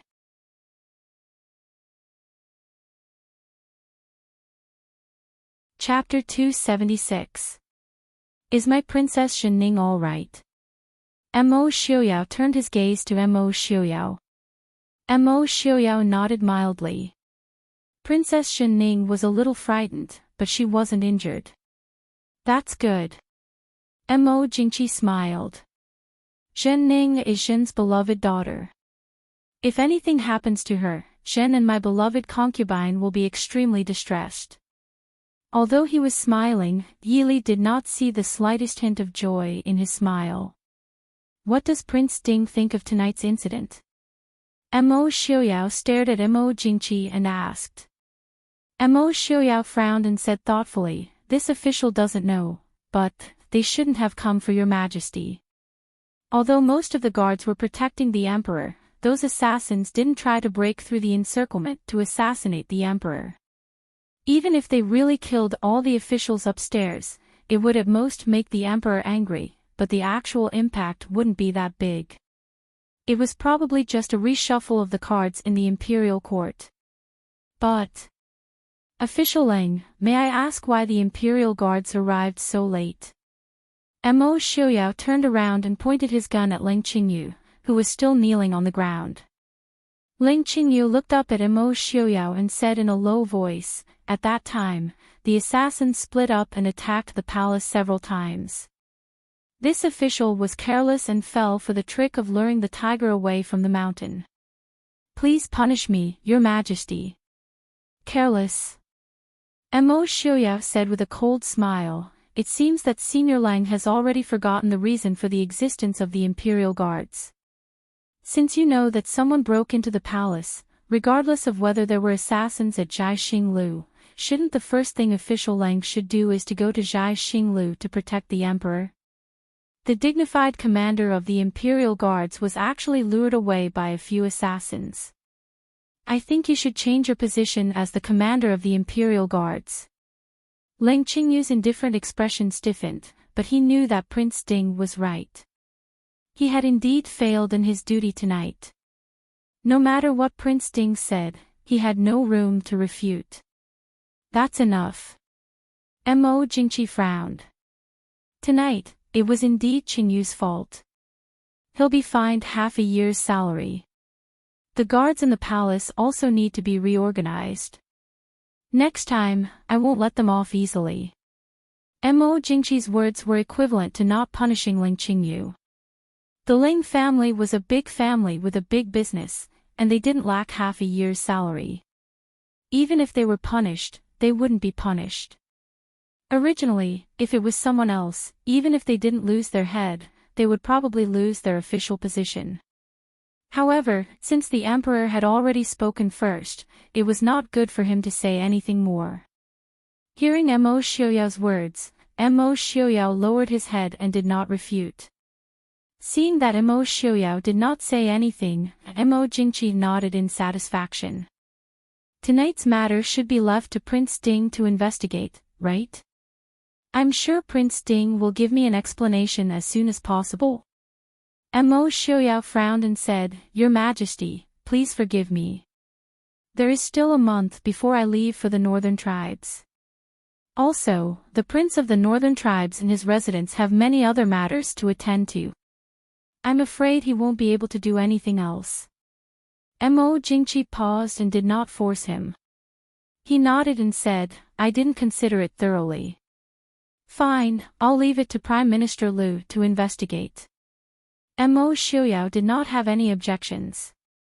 In fact, even if he did, Mo Jingqi would not listen to him. After leaving the palace, in the carriage, Yili looked at Mo Xiuyao strangely. You're helping Leng Qingyu. Mo Xiuyao looked at her with a smile and raised his brows. You can tell. Yili pursed her lips. It's too obvious. Everyone could tell that Mo Xiaoyao was deliberately targeting Leng Qingyu in the palace. But at the same time, even if Mo Xiaoyao really disliked Leng Qingyu, there was no need to make things difficult for him at that time. And with Mo Xiaoyao's personality, if Mo Xiaoyao wanted to demote him, he would definitely protect him. If it weren't for Mo Xiaoyao making things difficult for him, no matter how much Mo Jingqi trusted Leng Qingyu, he would not have only fined him half a year's salary. How come I didn't know that your relationship with Leng Qingyu is so good? Is it because of Leng Er?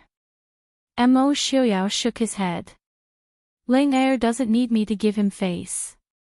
Besides, even if I save a beggar on the roadside, he won't ask me to help his elder brother. Yili lowered her brows and thought for a moment before looking up at him. You want to help Mo Jingqi and the Leng family?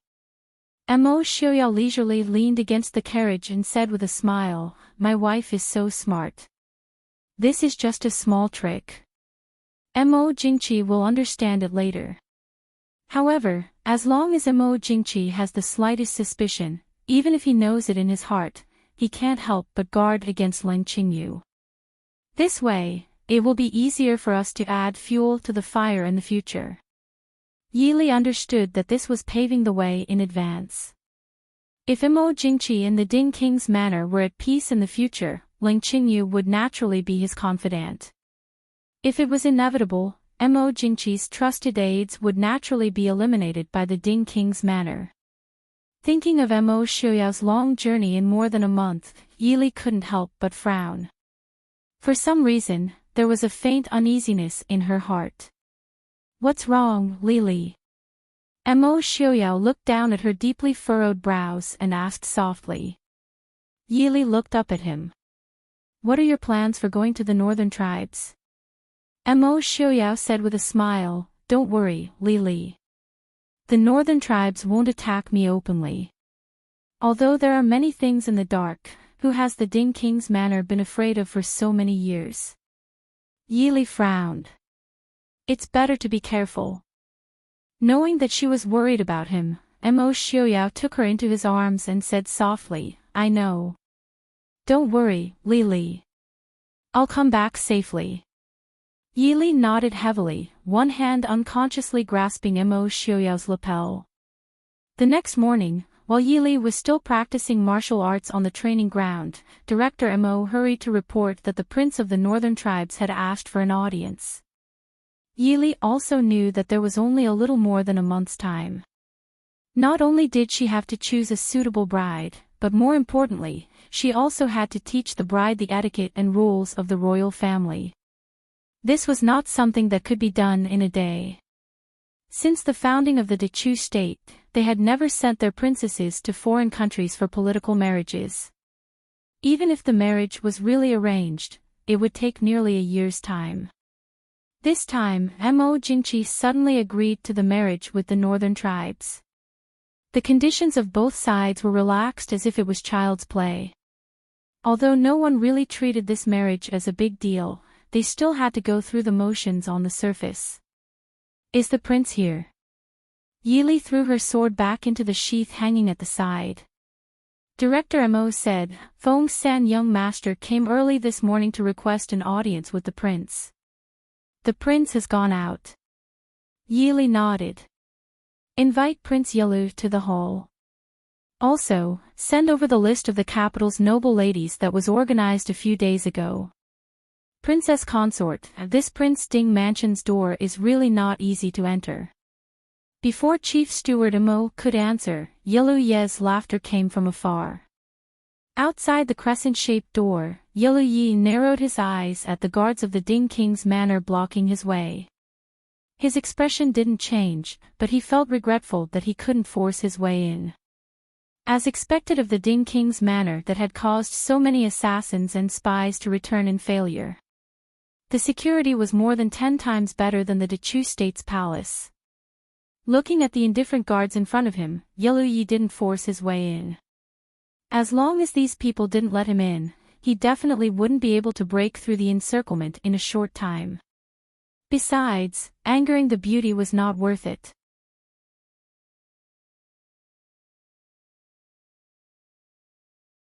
Chapter 277. Withdraw.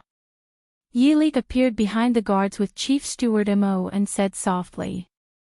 The guards silently accepted the order and withdrew. Yi raised his eyebrows and sized up the woman in front of him. Different from the previous times, this time Yili was wearing a simple white dress with a green belt around her waist. Her black hair was casually pulled up without any makeup. Without any powder, it showed her picturesque appearance and extraordinary temperament. Yi smiled and said, "Did this one disturb Wang Fei?" Yili looked at him with a smile that wasn't a smile and said, "If Wang Fei is really worried about disturbing, why force your way in?" Yi smiled innocently and said, "This one just wanted to enjoy the beautiful scenery of Dingguo Wangfu." Who knew that Dingguo Wangfu would be so strict? Yili didn't feel the need to refute this kind of sophistry. She smiled faintly and said, "Wang Fei, please have tea in the front hall. Ben Fei will leave first." "Wait." Yi stepped forward. Chief Steward Mo, who was standing beside Yili, also stepped forward to block Yi. He smiled faintly and said, "Wang Fei, please conduct yourself with dignity." Yi laughed loudly and said, "Was Wang Fei practicing martial arts just now? This one is very curious about the martial arts of the Central Plains. I don't know if I have the honor to exchange pointers with Wang Fei." Chief Steward Mo said, "Dingguo Wangfu is full of experts. If Wang Fei wants to exchange pointers, this one can choose a few to exchange pointers with Wang Fei. Even this old man can accompany Wang Fei to pass the time." Yi smiled and looked at Yili, saying, "I naturally know that Dingguo Wangfu is full of experts. However, this one wants to experience Dingguo Wangfei's skills." Yili said faintly, "I thought that I had already exchanged pointers with Wang Fei last night. What's more, Wang Fei's martial arts were also learned from the Central Plains. Since that's the case, what is there to be curious about?" Yi was startled. His martial arts were indeed learned from the people of the Central Plains. However, he had always avoided using the martial arts of the Central Plains. So it turned out that he didn't avoid other people's eyes. Wang Fei has good eyesight. Last night, he had hurriedly skipped a few moves. It was truly regrettable. Yili lowered her eyes and turned, saying, "If that's the case, then Prince Yilu, please." Finishing, she turned and went in first. Looking at Yili's back, Yi raised his eyebrows and happily followed after her. After entering the training grounds behind the wall, Yi was slightly disappointed. This training grounds that was hidden in the depths of the back courtyard of the Ding King's manor was no different from other places. However, after thinking about it, he felt that it was only natural. Mo Xiuyao had been crippled for 7 to 8 years, so he didn't need to use the martial arts arena. Furthermore, even if there were any secrets in the Ding King's residence, it was impossible for it to be placed openly in a residence that could be broken into at any time. Although no one had successfully broken into the residence for so many years. What he didn't know was that half a month ago, this place was completely different. However, now that Yili had a better choice, she got rid of the simplified versions in the manor. As for her daily training, she didn't need them anymore. Yili walked to the middle of the training grounds and turned around to look at Yi, who was following behind her. She calmly said, "Prince Yilu, please." Yi couldn't help but frown. He just realized that this Ding country princess consort wasn't as easy to deal with as he had imagined. He didn't believe that Yili couldn't see that he didn't really want to spar with her. However, she pretended not to know and walked to the training grounds with a serious expression, waiting for him to start. She even put on an expression as if he was a guest, as if she wanted to let him exchange a few moves to fulfill the etiquette of a host. This made Yi not know whether to laugh or cry. wanting a woman to give way to him during a martial arts competition. If this was spread back to the northern tribes, his crown prince Gidge would laugh him to death. He was the 7th prince of the northern tribes with a noble status and extraordinary appearance. Even those bold and generous northern tribes women couldn't help but blush and shy in front of him. However, this woman had been deliberately teased by him several times, but she didn't have the slightest reaction. If a woman could remain calm even when an extraordinary man deliberately tried to be friendly to her, then it had to be said that this woman wasn't easy to deal with. Walking to the training grounds, Yellow Yeet smiled and said, "Does Princess Consort not take a weapon? Does Princess Consort learn the sword?" Yeely said indifferently, "Prince also said that I learn the sword. How would I dare to show off what I'm still learning?" Yellow Yi nodded, "I also feel that Princess Consort uses a short weapon very well. It wasn't just good." Thinking of the 2 unexpected stabs last night, he couldn't help but feel a chill in his heart. "Princess Consort, please. Please," Yeely said. On the training grounds of the Ding Country King's Fu, Yellow Yi stared intently at the white-clothed woman opposite him. Neither of them made the first move. Looking at the calm and sharp woman in front of him, Yellow Ye's expression didn't change, but he was inwardly shocked. Now he understood why last year's outstanding archery princess Lingyun was defeated by a Ding Country princess consort who didn't even know how to use a bow. When experts exchanged blows, it didn't just test physical strength, speed, moves, and internal energy. More importantly, it tested the determination to win and the momentum to overwhelm the opponent. Yellow Yi didn't know how high the woman's martial arts were, but he could tell from her calm demeanor and the sharp blade-like aura flowing in her calm eyes that she was not afraid of anything. The mental state of the Ding Country King's Fu was enough to rank her among the top experts. The atmosphere on the training grounds gradually became heavy. Yellow Yi frowned and pulled out a soft sword from his waist. "Princess Consort, please." Yeely stood with her hands clasped behind her back, indifferently saying, "Prince, please." Yellow Yi couldn't help but smile bitterly in his heart. It seemed that this Ding Country consort had decided to let him make the first move. Before, when he said that he wanted to compete with Yeely, other than wanting to come in and take a look, it was more of a joke to talk to her. But now that the pretense had become real, he couldn't even not compete. Helplessly shrugging his shoulders, Yellow Yi smiled, "Since that's the case, this little prince won't be polite." The soft sword in his hand trembled, drawing a sword flower in the air. Yellow Yi used a very ordinary opening move to stab towards Yeely. Yeely frowned slightly, quickly moving to the side. A cold light flashed from her sleeve, a dagger that could cut iron like mud stabbed towards Yellow Yi's heart. After a few moves, Yellow Yi finally put away the relaxed expression in his eyes. He finally understood why Yeely dared to let him have the first move so generously.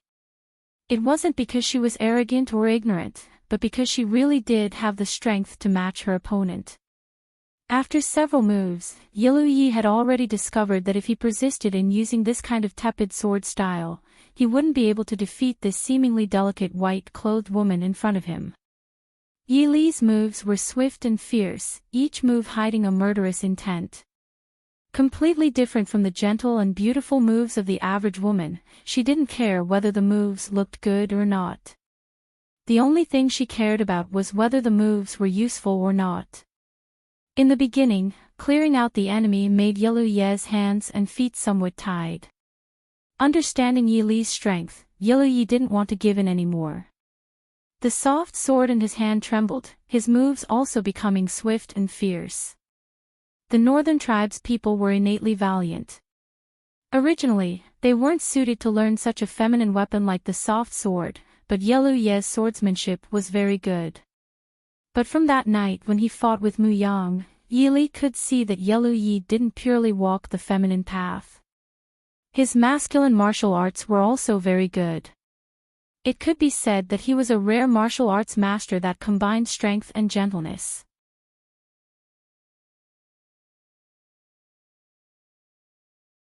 It was because the Chu state's imperial family always had more males than females. There were no princesses or princesses that could be brought out. But that was all. Regardless of whether it was for the sake of the old prince, or because Princess Qingyi was too young and in poor health. In the end, he would have to choose between Princess Ronghua and the daughter of the Lu family. In the end, Yiluyi had to personally meet these three people before he could make a decision. Yili didn't care about this. It was already good enough that she was able to persuade Yiluyi to only choose three people to meet. If Yiluyi met all the daughters that were being chosen, the aristocratic families in the capital wouldn't be able to continue living. Presumably, after the northern tribe's wedding procession left, there would be many happy events in the capital. After sending Yiluyi away, Yili didn't have time to get up and return to her room when someone came to report that Miss Yaoji wanted to see her.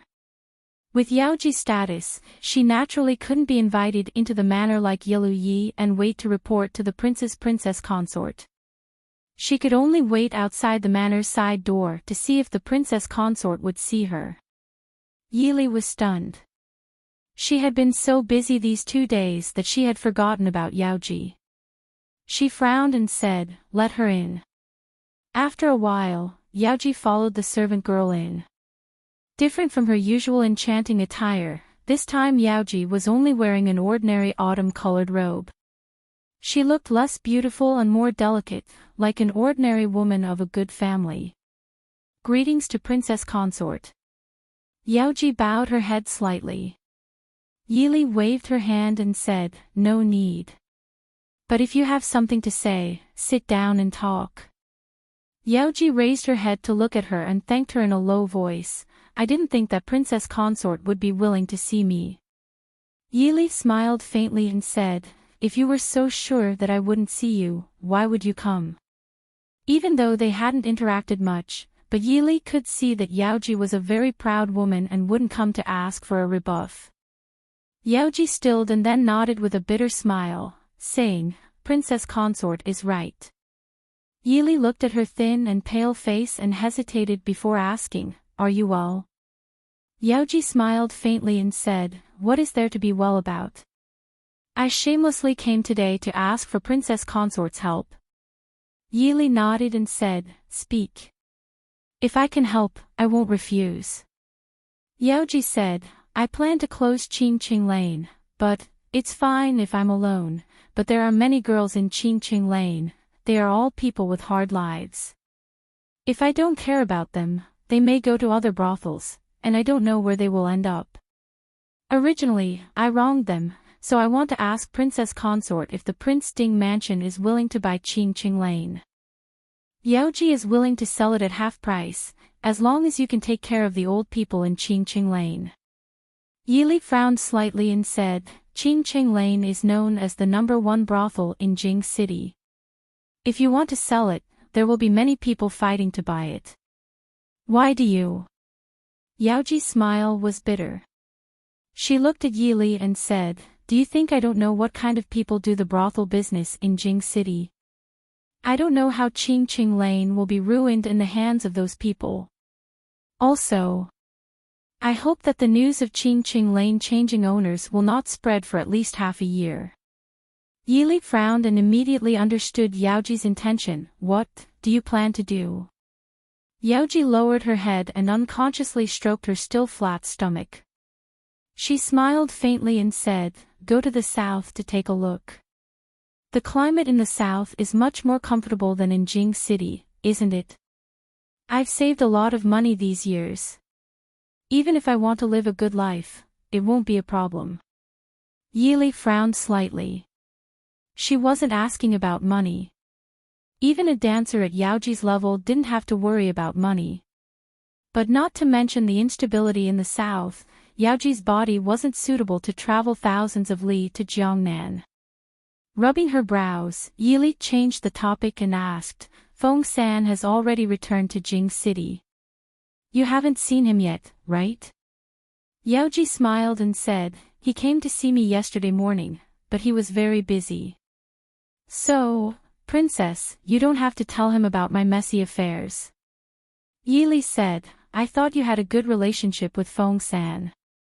Yaoji smiled and said, young Master Feng-san is my friend, the only true friend. Princess, you don't have to test me. Young Master Feng-san doesn't have that kind of feeling for me. Of course, I really treat him as a friend. We just are in the same boat. Yili softly apologized. She knew Feng Zhiyao had someone in his heart, but she had never heard Feng-san or anyone else mention this person. Maybe Mo Xiuyao knew, but after all, this was Feng-san's private matter. Mo Xiuyao wouldn't take the initiative to tell her, and she wouldn't ask. Yaoji shook her head generously and said with a smile, I know you care about me, but you really don't have to tell Feng-san about this. Although young Master Feng-san appeared to be indifferent to everything, he abhorred evil as if it were his enemy. He was going to find young Master Mu.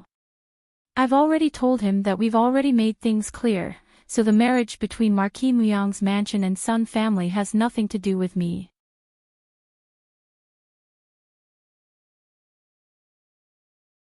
Chapter 279. Do you want to keep the child? Yili frowned. Yaoji had said so much. If she still didn't understand what she meant, she would have lived in vain all these years.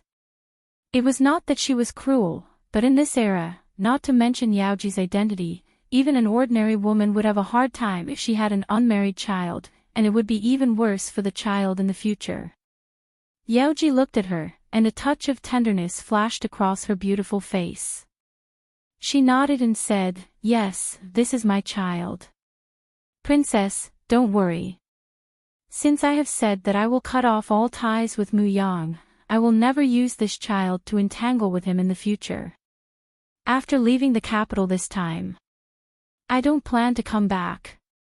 I can find a place where no one knows me and live incognito for the rest of my life. Yili shook her head and said, I don't mean that. But have you ever thought about what to do after the child is born? What about your life in the future?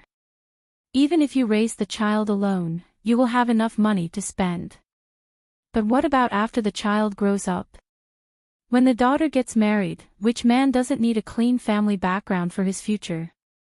Yaoji, this world is not tolerant of women. In fact, she was talking about the distant future. In the near future, Yaoji, who was so beautiful and talented, couldn't hide in a remote place.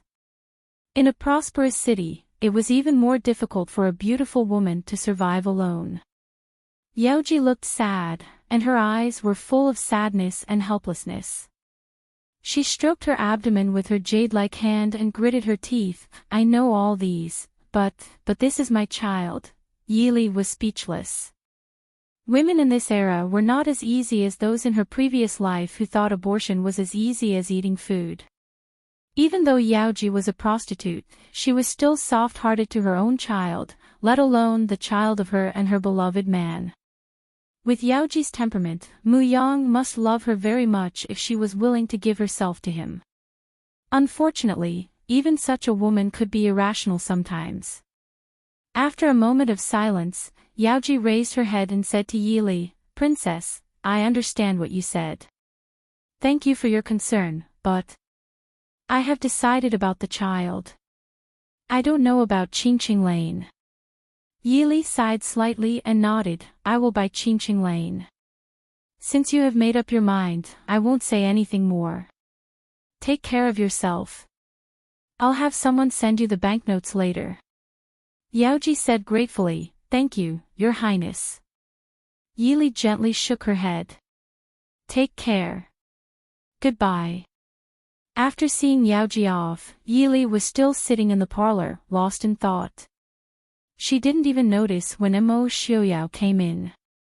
Ollie, what are you thinking about? Mo Xiuyao asked with a smile. Yili shook her head and told her about the purchase of Qingqing Lane, but hid the fact that Yaoji was pregnant. Mo Xiuyao naturally wouldn't care about a brothel girl. He nodded and smiled. Qingqing Lane is not a bad place. Even though Feng-san often used Qingqing Lane to gather information, it belongs to someone else. He has to consider his relationship with Yaoji. We can buy it, but we can't put it under the name of the Prince Ding mansion. Yili nodded. Originally, she didn't want the Prince Ding mansion to buy it. I'll have Ming Shi handle it. If it was put under Chu Junwei's name, it wouldn't attract too much attention or arouse suspicion. If someone investigated, they would find that Chu Junwei had a few shops in various places. The most profitable one was in Guangling City. Mo Xiuyao naturally didn't care about such a small matter. He sat next to Yili and asked, "Did Yi fight with you today?" Yili smiled faintly, it was just a casual exchange. But this Prince Yilu doesn't seem like a northern tribes person. Mo Xiuyao raised his eyebrows and said, "As a member of the imperial family, no matter if it's the northern tribes or the Dechu state, they can't avoid fighting and scheming. For him to be able to stand out among the many sons of the king of the northern tribes, his scheming methods are naturally incomparable. But, to dare to be so presumptuous in the Prince Ding mansion, I have underestimated him. I just don't know if he's prepared to offend." Yili looked at Mo Xiuyao in surprise. She thought about it and immediately understood what he was thinking. She just smiled faintly and didn't try to persuade him. The candidate for the political marriage has probably been decided. If it's not Princess Ronghua, it's Miss Liu. But I think Princess Ronghua has a higher chance. When the time comes, there will be more trouble. In terms of status, Princess Ronghua was higher than Miss Liu. In terms of looks, Princess Ronghua was also one of the top beauties in the capital. Moreover, with the Liu family's current status, they probably wouldn't want to marry off a legitimate daughter. After all, even if she became the crown princess, she would still be far away from the emperor. She wouldn't be of much help to the Liu family. What the Liu family needed now was to form alliances with various noble families through marriage. And Princess Ronghua was the beloved daughter of Princess Xiaoran. But so what? Princess Xiaoran couldn't even decide her own marriage, much less a daughter. Mo Xiuyao calmly said, "They can do whatever they want. You don't need to care. If it really doesn't work, just push it to the one in the palace. If you're annoyed, you can go visit Imperial Aunt. We can leave the capital for a few days." Yili thought of the group of elites she had left in Black Wind Valley.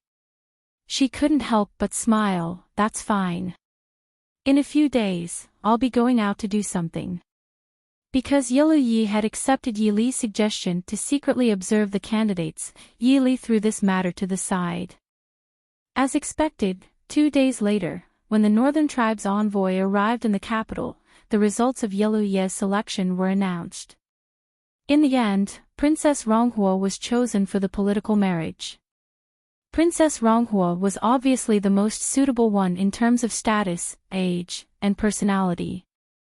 Although Princess Xiaoran went to the palace to plead with the emperor on the same day, no one knew what Mo Jingqi said to her. Princess Xiaoran finally came out of the palace in a daze and didn't say anything. At that time, Princess Ronghua almost turned the capital upside down. In Princess Ronghua's eyes, Yili, the culprit who caused her to marry into a foreign family, naturally couldn't be let off. Unfortunately, King Ding's mansion was heavily guarded. It wasn't a place that could be entered as one wished. At this time, Yili had already been leisurely relaxing in Great Elder Princess Shifu's courtyard outside the city. Although Great Elder Princess Shifu was more than 70 years old, she was still in high spirits, perhaps because she paid attention to her daily maintenance and her excellent temperament. Compared with a year ago, she was no different. When she saw Yili and Mo Xiuyao come together, she beamed with joy. Great Elder Princess's enthusiasm made Yili and Mo Xiuyao feel a little guilty. After Mo Xiuyao's health improved, Yili went out for a long time, so they didn't go out of the city to visit Great Elder Princess. On the contrary, Great Elder Princess didn't forget to send them something during the New Year and other festivals. Although it wasn't anything valuable, it was a token of Great Elder Princess's kindness and love. Great Elder Princess took Yili to sit in front of her. Looking at Emo Xiaoyao, who was standing aside, she drove him away, saying that she wanted to have a private chat with Yili. Emo Xiaoyao had to turn around and leave, not knowing whether to laugh or cry. Seeing Emo Xiaoyao leave, Great Elder Princess took Yili's hand and looked at her with a smile. Yili suddenly felt a little embarrassed. She felt that Great Elder Princess's eyes were a little creepy. Imperial Aunt.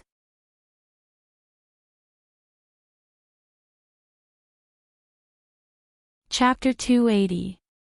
Great Elder Princess looked at her kindly and said with a smile, "I see that you have lost a lot of weight compared with last year. Xiaoyao doesn't know how to love his wife. How can he let you, a girl, go all the way to Nanjing?" Yili lowered her head and felt a little ashamed. It was she who insisted on going to Nanjing. However, Emo Xiaoyao should be the scapegoat. Great Elder Princess looked at her and nodded with satisfaction. "I have heard about what you did in Nanjing and Yongzhou. You are a good girl taught by Lord Su. This time in Yonglin, it's all thanks to you. That child, Jingli, is really too mischievous. I am old and can't control them. With your help, Xiaoyao will be much more relaxed. The men of the Ding King's residence are born with a heavy burden on their shoulders. When it comes to Xiaoyao, it is even more difficult. Fortunately, you are here." Yili softly said, "These are all things that I should do." Great Elder Princess shook her head and said, "Not to mention that there are so many noble ladies in the capital city, no one can be better than you in the past King Ding's mansion." However, Yili looked at Great Elder Princess in confusion. Great Elder Princess looked at her with a smile and said, "Xiaoyao is not young anymore. Shouldn't you care about the children of King Ding's mansion? Now, among all the mansions in the capital city, only King Ding's mansion has no children." Hearing this, Yili's face suddenly flushed. Looking at Great Elder Princess, who was full of expectation, Lin Mingya was at a loss for words for a long time. Great Elder Princess looked at her with a playful smile and said, "It's normal for you to have children. You have been married for more than a year. Why are you shy?" Yili felt extremely ashamed. Was it because she had stayed in this era for too long that she became conservative? However, about children, she really didn't think about it. On the one hand, she was less than 16 years old. On the other hand, it was not suitable for her to have children in the current situation. However, she couldn't tell Great Elder Princess directly that she didn't want to have children, so she had to be vague and try to get away with it first. Great Elder Princess just thought that she was shy, so she let it go after a few words. Instead, he was planning to remind Emo Xiaoyao when he got back. Seeing that Great Elder Princess stopped asking, Yili secretly breathed a sigh of relief and quickly changed the topic to talk about some interesting things in the capital city. Emo Xiaoyao only stayed with Yili for 2 days before returning to the capital.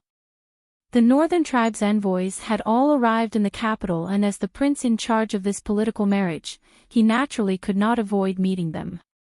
Except for chatting with Great Elder Princess every day, Yili spent the rest of her time in the deep valley under the cliff of Black Wind Mountain. Great Elder Princess knew that Yili went out every day, but she didn't ask about Yili's whereabouts. With the cover of Great Elder Princess, Yili could act more freely. After nearly half a month, when Yili appeared at the foot of the cliff again, she nodded with satisfaction when she saw a group of elites sweating on the drill ground. It was quite good that they could achieve such results in less than a month. As long as they were not in a hurry, they should have received at least 2 months of physical training before they could talk about other things. When the dusty and sweaty soldiers saw Child Chu, who was still smiling, they all worried in their hearts. They didn't know the identity of Child Chu, but they all knew the identity of Qin Feng. To be able to have Qin Feng as his personal bodyguard, this young Master Chu's identity must be extraordinary. However, this was not necessary. The important thing was that they had only met Child Chu twice, but each time they remembered him and had a deep impression on them. When they met for the first time, Child Chu mercilessly destroyed everyone's confidence and then watched them all run and crawl on the ground with a smile on his face. When they met for the second time, Child Chu shocked all of them and gave them a task that made them extremely tired in the past half a month.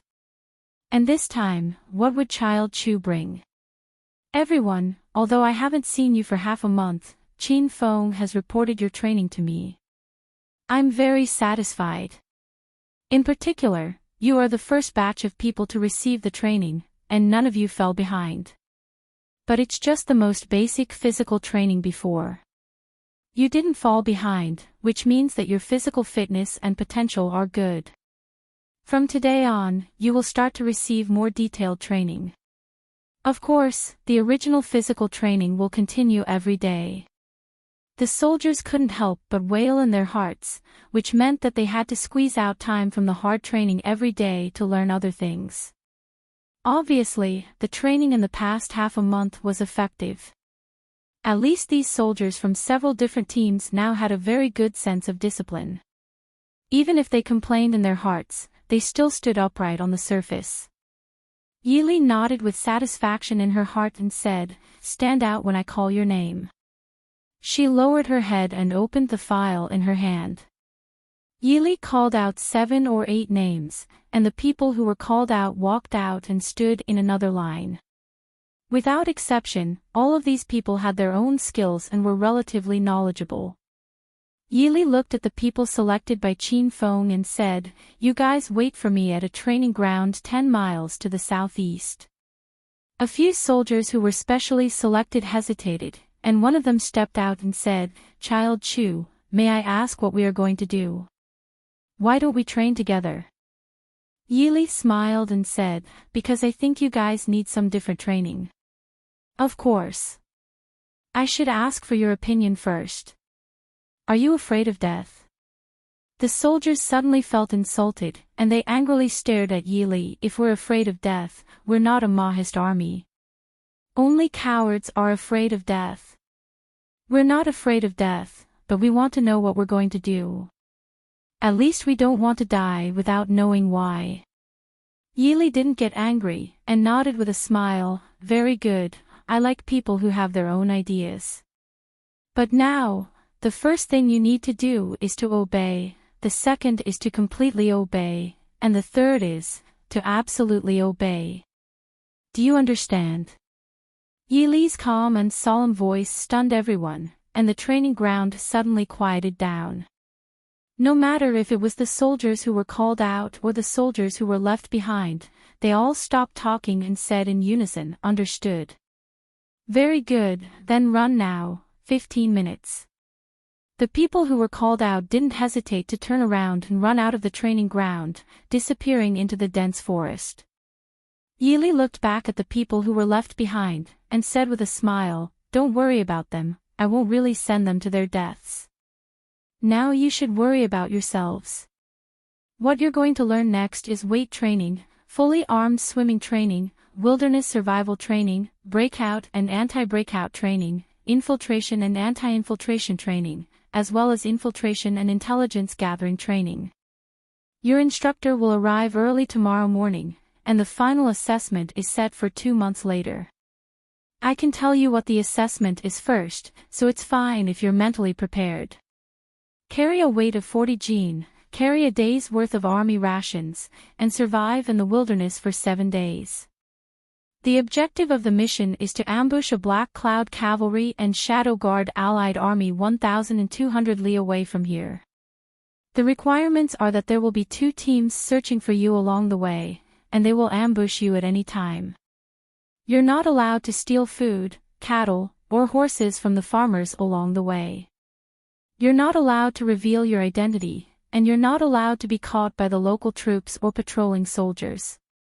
You're also not allowed to be heavily injured along the way, and you're also eliminated if you don't reach the target by the deadline. Do you understand?" The faces of the soldiers in the training ground all turned green.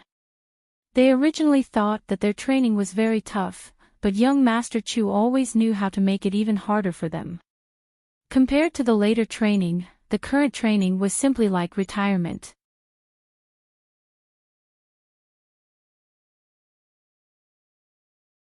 Chapter 281.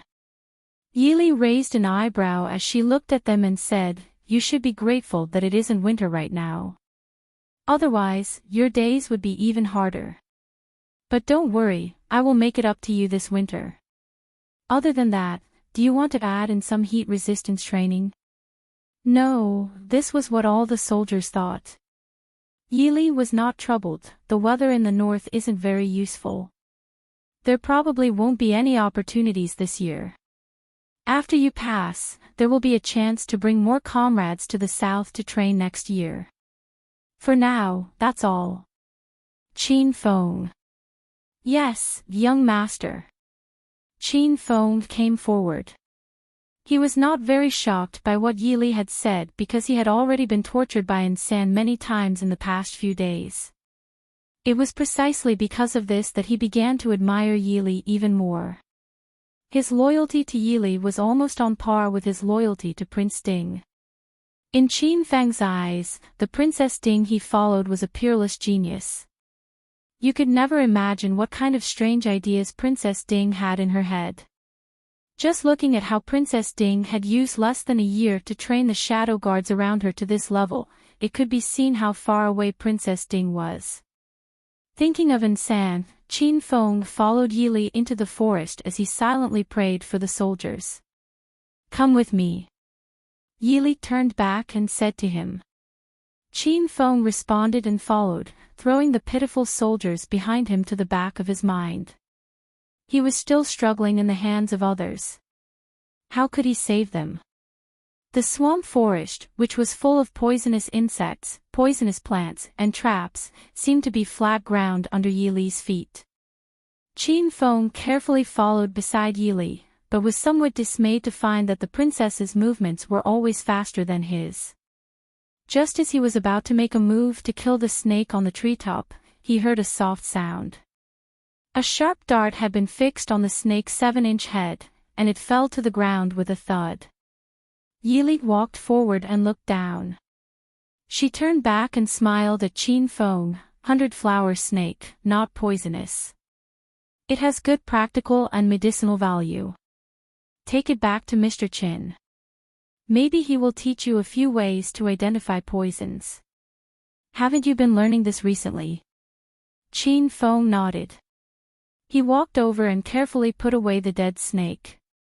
He asked with some shame, "Wang Fei even knows all snakes?"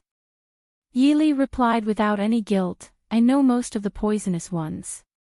I know after reading a bit more. Don't be afraid. I've looked carefully. There are only 2 kinds of poisonous snakes in this forest and they aren't very poisonous.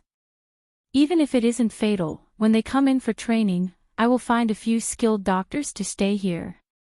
Qin Feng wanted to say he wasn't afraid, but thinking about the snakes, insects, rats, and ants in this forest, he felt that the place Wang Fei had chosen was creepy. 10 li was not a long distance for 2 agile people. A short while later, the 2 appeared at a training ground on the other side of the mountain valley.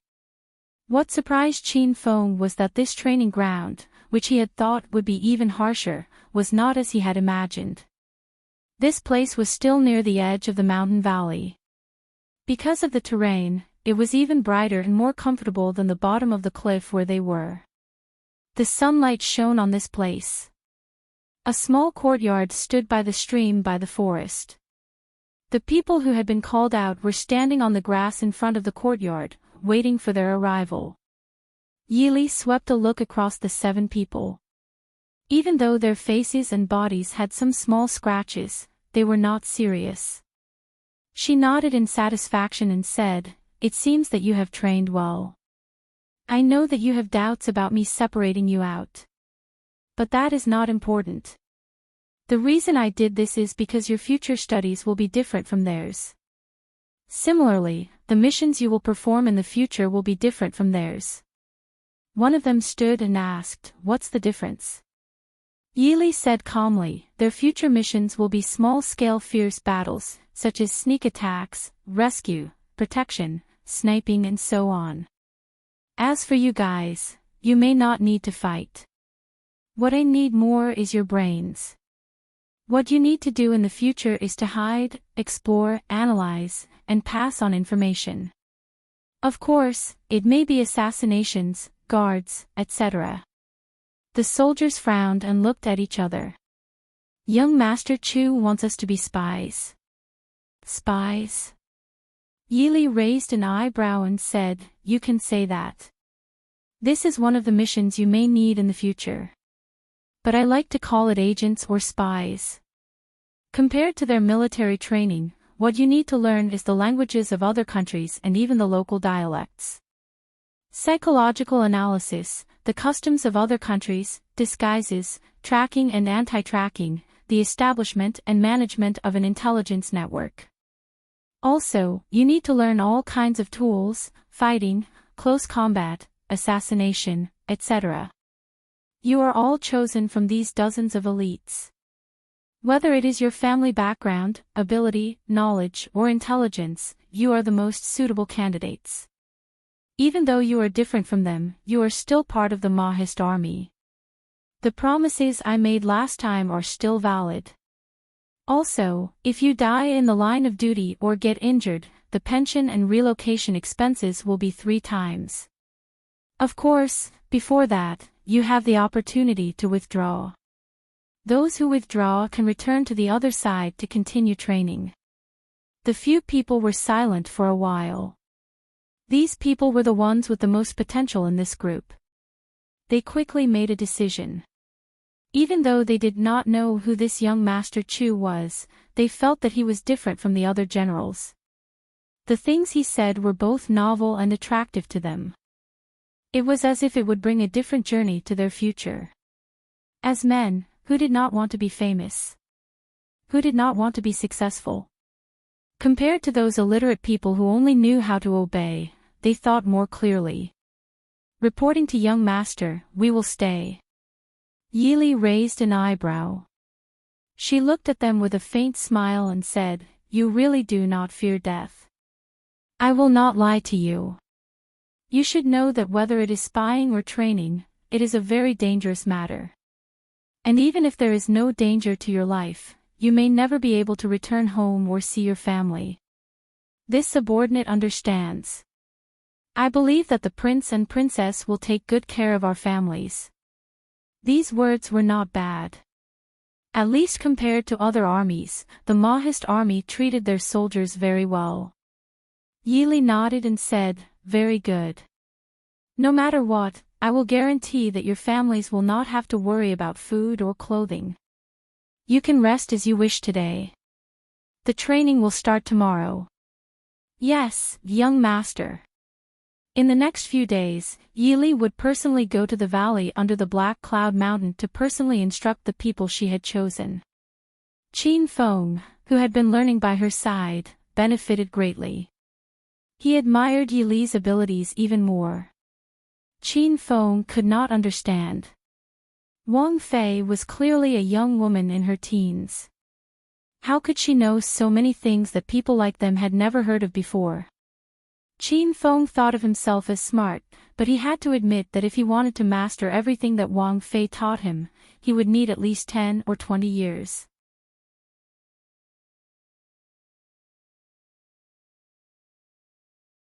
Chapter 282.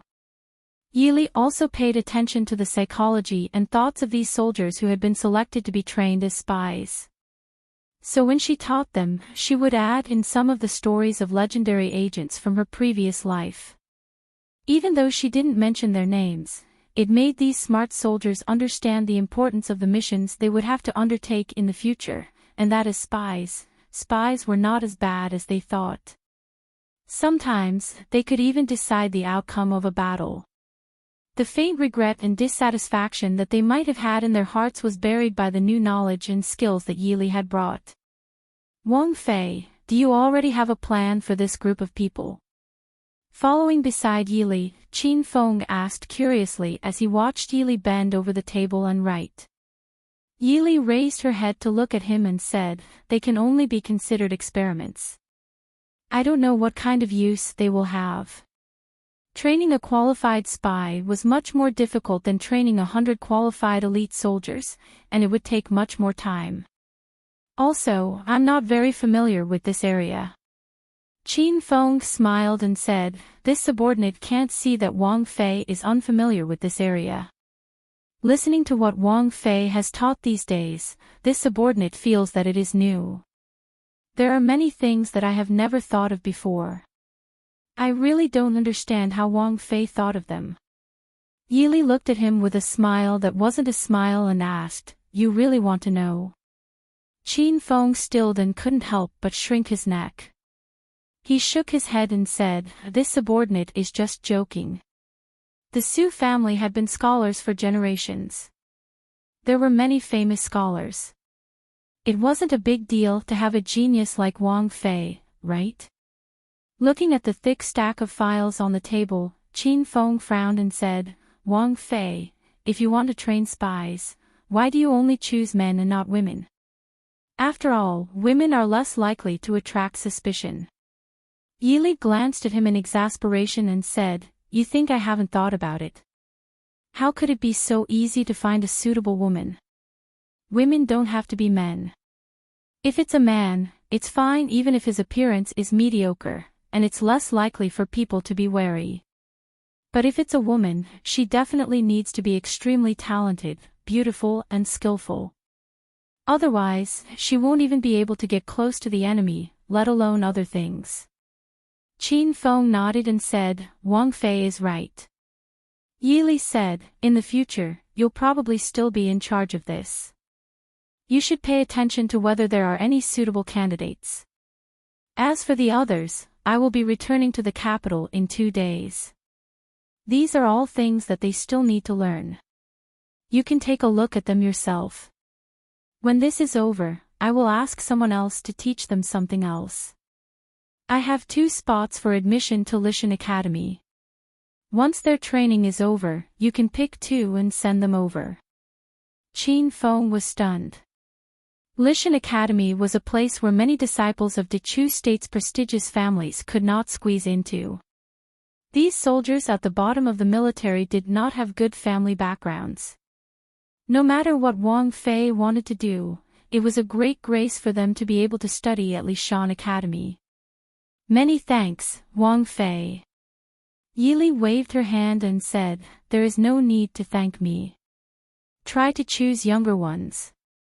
In addition, if they can't pass the entrance exam of Lishan Academy, it will be useless. Qin Feng said with a smile, these people's families are all educated. They are a little different from those rough men in the military. Knowing that Wang Fei is so kind, they will try their best to pass the exam. Yili nodded with satisfaction. When she was about to say something else, a sharp voice suddenly came from outside the door. Yili, get out. Qin Feng frowned unhappily and said, who is so bold to make trouble in Great Elder Princess's yard? As soon as Yili heard the sharp voice, she knew who it was. She smiled and said, it's been so many days and she finally comes. It's not easy for her to make trouble. But now I'm afraid that everyone tolerates her. She can make trouble for a while if she wants. Tell someone to lead her here. Don't disturb my aunt's rest. Is it Infanta Ronghua? It's Princess Ronghua. Yili corrected him. Although she didn't live in the capital city, what happened in the capital city was sent to her desk on time every day. The emperor granted Infanta Ronghua the title of Princess Ronghua and her marriage to the northern tribes. These days, Princess Sharon's mansion was in chaos. At first, Infanta Ronghua thought that her mother and aunt could support her. When she found that her mother couldn't do anything, she began to make a scene and even went on a hunger strike. Princess Shaoran was so anxious that her hair almost turned white. However, no matter how mischievous Infanta Ronghua was, how could she defy the emperor's order? She was forced to learn the etiquette in the palace by the female officials sent by the palace every day. Infanta Ronghua was born in the royal family. Although she was not as strict as the princesses in the palace, her etiquette was not bad and she didn't suffer much. But why did she come here to make trouble today? Hearing the noise outside, Yili put down her writing brush and went out. As soon as she went out, she saw Infanta Ronghua leading people in. When she saw Yili come out, her eyes were full of hatred and anger. "Yili, you bitch, I'll kill you." Seeing Yili, Infanta Ronghua looked as if she saw the enemy of several lifetimes. She threw herself at Yili without any care. Yili frowned slightly. Qin Feng, who was behind her, stepped forward and blocked Infanta Ronghua 2 steps away from Yili. He said lightly, "Princess, please have some self-respect." The title of princess made Infanta Ronghua's face suddenly twisted. She angrily rebuked, "Shut up, do I need a servant like you to criticize me?" Qin Feng faintly raised his eyebrows and said, "Sorry, princess, I'm a subordinate of the Ding King's mansion, not your servant." You. Infanta Ronghua had always been domineering. She was angry, but she didn't expect that a servant of the Ding King's mansion dared to be so rude to her. She was so angry that she couldn't speak for a long time. Only then did the servants behind her come back to their senses and rush forward to comfort her. Infanta Ronghua was upset by the noise in her ears. She turned around and slapped the people around her hard, saying, "Shut up, all of you." There was a sudden silence in the yard. The servants around Infanta Ronghua hurriedly kept quiet and didn't dare to make their master angry. Yili waved her hand and said to Qin Feng, "Qin Feng, you go ahead." Qin Feng frowned disapprovingly and said, "Princess, I'm afraid it's not appropriate." Yili smiled faintly and said, "Don't worry, Infanta Ronghua won't do anything to me." Although Qin Feng was worried about the crazy Princess Ronghua, he still chose to believe the princess. After all, they were now in the yard of Great Elder Princess. Even if Princess Ronghua really wanted to do something, it was not so easy. As for fighting, Qin Feng didn't dare to say that he could defeat the princess. 10 of Princess Ronghua were not enough to deal with the princess. After Qin Feng left, Yili turned back and smiled at Infanta Ronghua, saying, "Princess, please come in." Infanta Ronghua was a little embarrassed by her kind attitude. She stared at her vigilantly and said, "What tricks do you have?" Yili smiled faintly and said, "Don't worry, I won't play any tricks on you." Do I need to play tricks on a princess who is engaged in a marriage for peace? You. Infanta Ronghua was so angry that her face turned red. Yili smiled and said, "Princess, you'd better sit down inside and talk."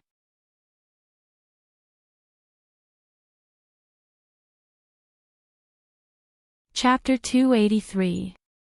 In the end, Princess Ronghua obediently went into the parlor and sat down. However, her almond eyes were still glaring at Yili. Yili took a sip of tea and asked, "Princess, why did you come here today? Just to vent your anger? If so, I won't fight back.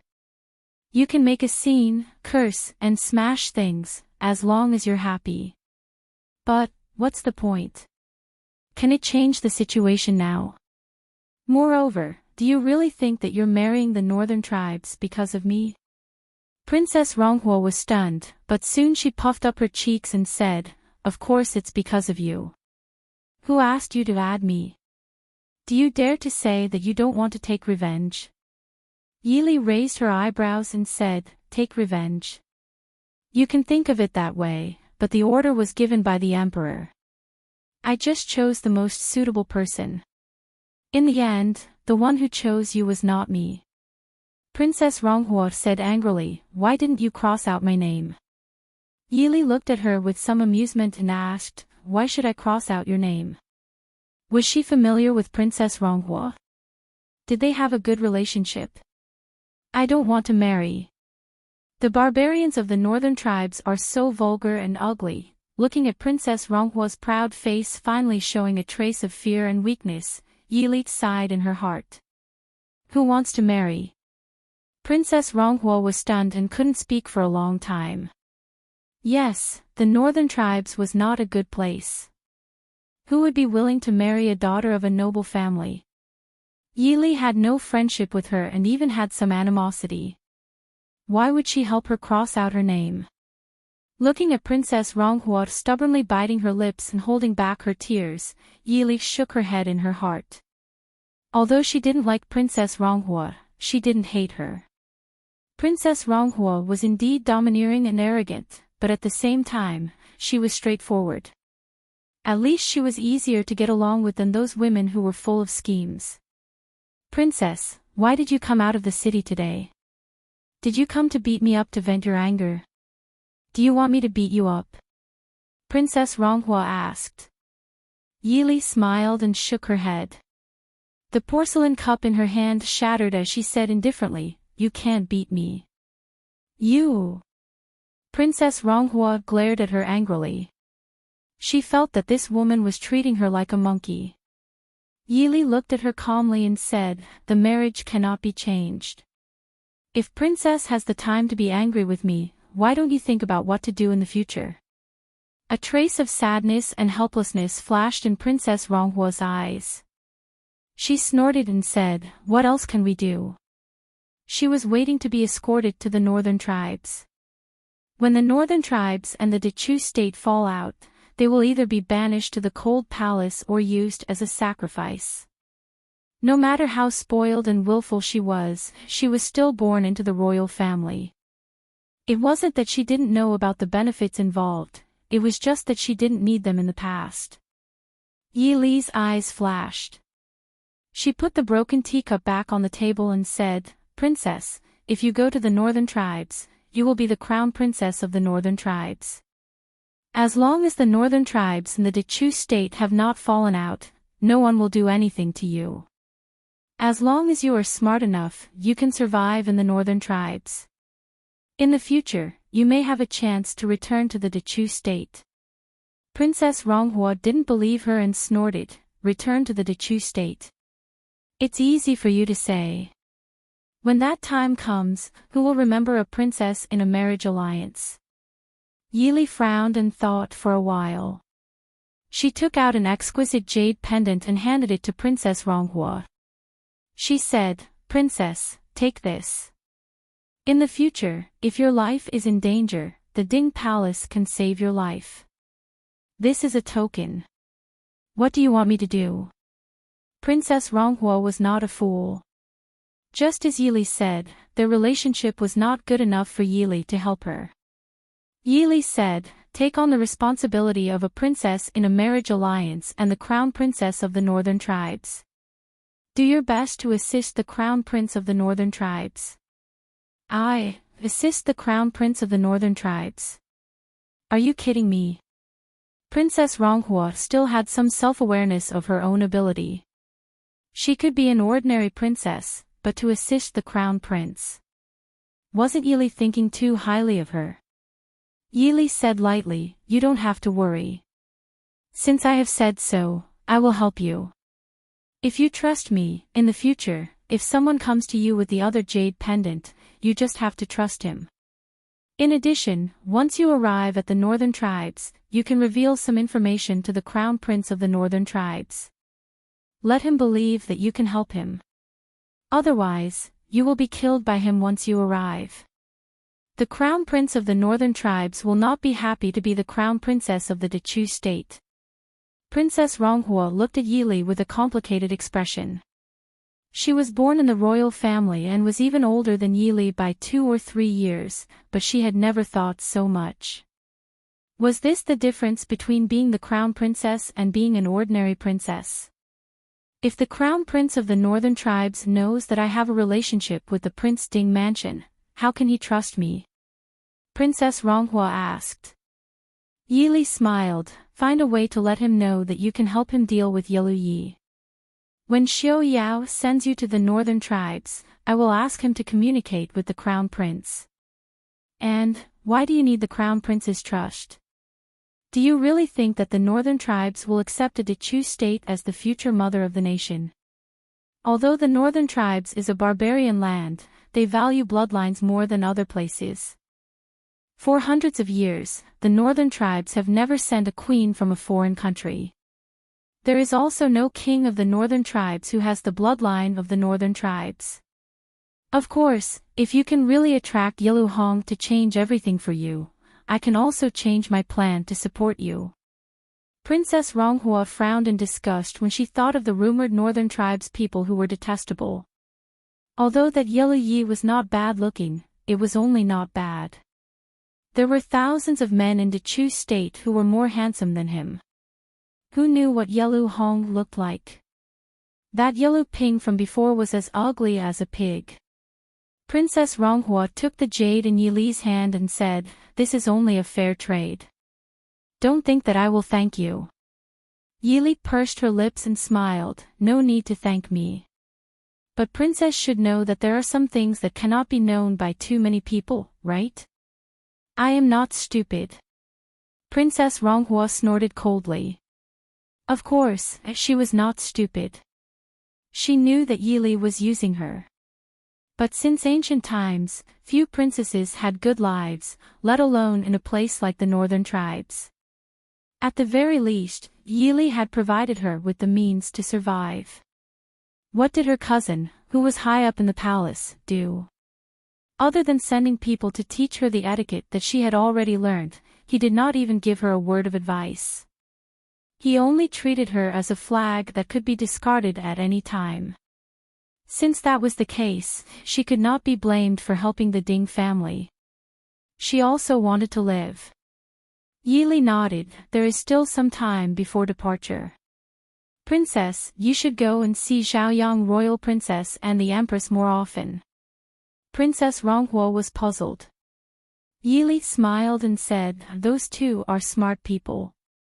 If Princess sincerely asks for advice, they will teach you a lot. I don't know what Xiaoran Royal Princess taught you, but after so many years, you don't need to learn anymore, right?" Princess Ronghua was not angry at Yi Li's blatant ridicule of her mother. Instead, she thought seriously for a moment and said, "I know. I am leaving." "Right, if you have nothing else to do, you should return to the capital early. Be careful that your Prince Ding is kidnapped." After that, Princess Ronghua walked out proudly, leaving Yi Li alone in the flower hall. She was stunned, wondering if Princess Ronghua was joking or if she was serious about something.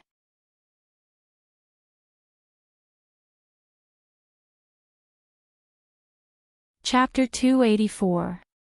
After seeing off Infanta Ronghua, Yi Li handed over the training plan to Qin Feng. The next morning, she went to say goodbye to Great Elder Princess and prepared to go back to the city. Great Elder Princess looked at Yi Li meaningfully and said with a smile, "It's time to go back. You are the princess consort of the Ding state. How can you accompany me, an old woman, to live outside the city? What's more, it's always inconvenient for Xiuya without the help of a princess."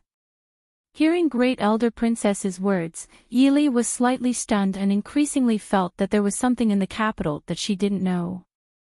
After saying goodbye to Great Elder Princess and going out, Yi Li saw Qin Feng standing at the door waiting for her. She glanced at him with a faint smile and asked, "Is there anything that I don't know about in the capital?" Qin Feng's face froze and he said with a smile, "If there is something important, who dares not to report it to you?" Yi Li narrowed her eyes, tilted her head and looked at him with a smile, saying, "So it's not very important. Tell me about it." Seeing Yi Li turn around and walk out, Qin Feng hurriedly followed her and said, "In fact, it's not a big deal. Well, a few days ago, the envoy of the northern tribes for peace marriage arrived in the capital. Prince Yelu wrote to the emperor that since the two countries are united by marriage, there should be a marriage to show the friendship between the two countries." Yi Li looked back at him and said lightly, "So this time, the princess of the northern tribes came and asked the prince to marry her, and she also asked the prince to marry her? What does the emperor think the king's mansion is? Why does he put all kinds of people in the mansion?" Qin Feng shrank his neck. Was the princess really jealous? The prince would be very happy if he knew it, wouldn't he? Looking at Yi Li's expression, Qin Feng hurriedly explained, "It's not the princess of the northern tribes.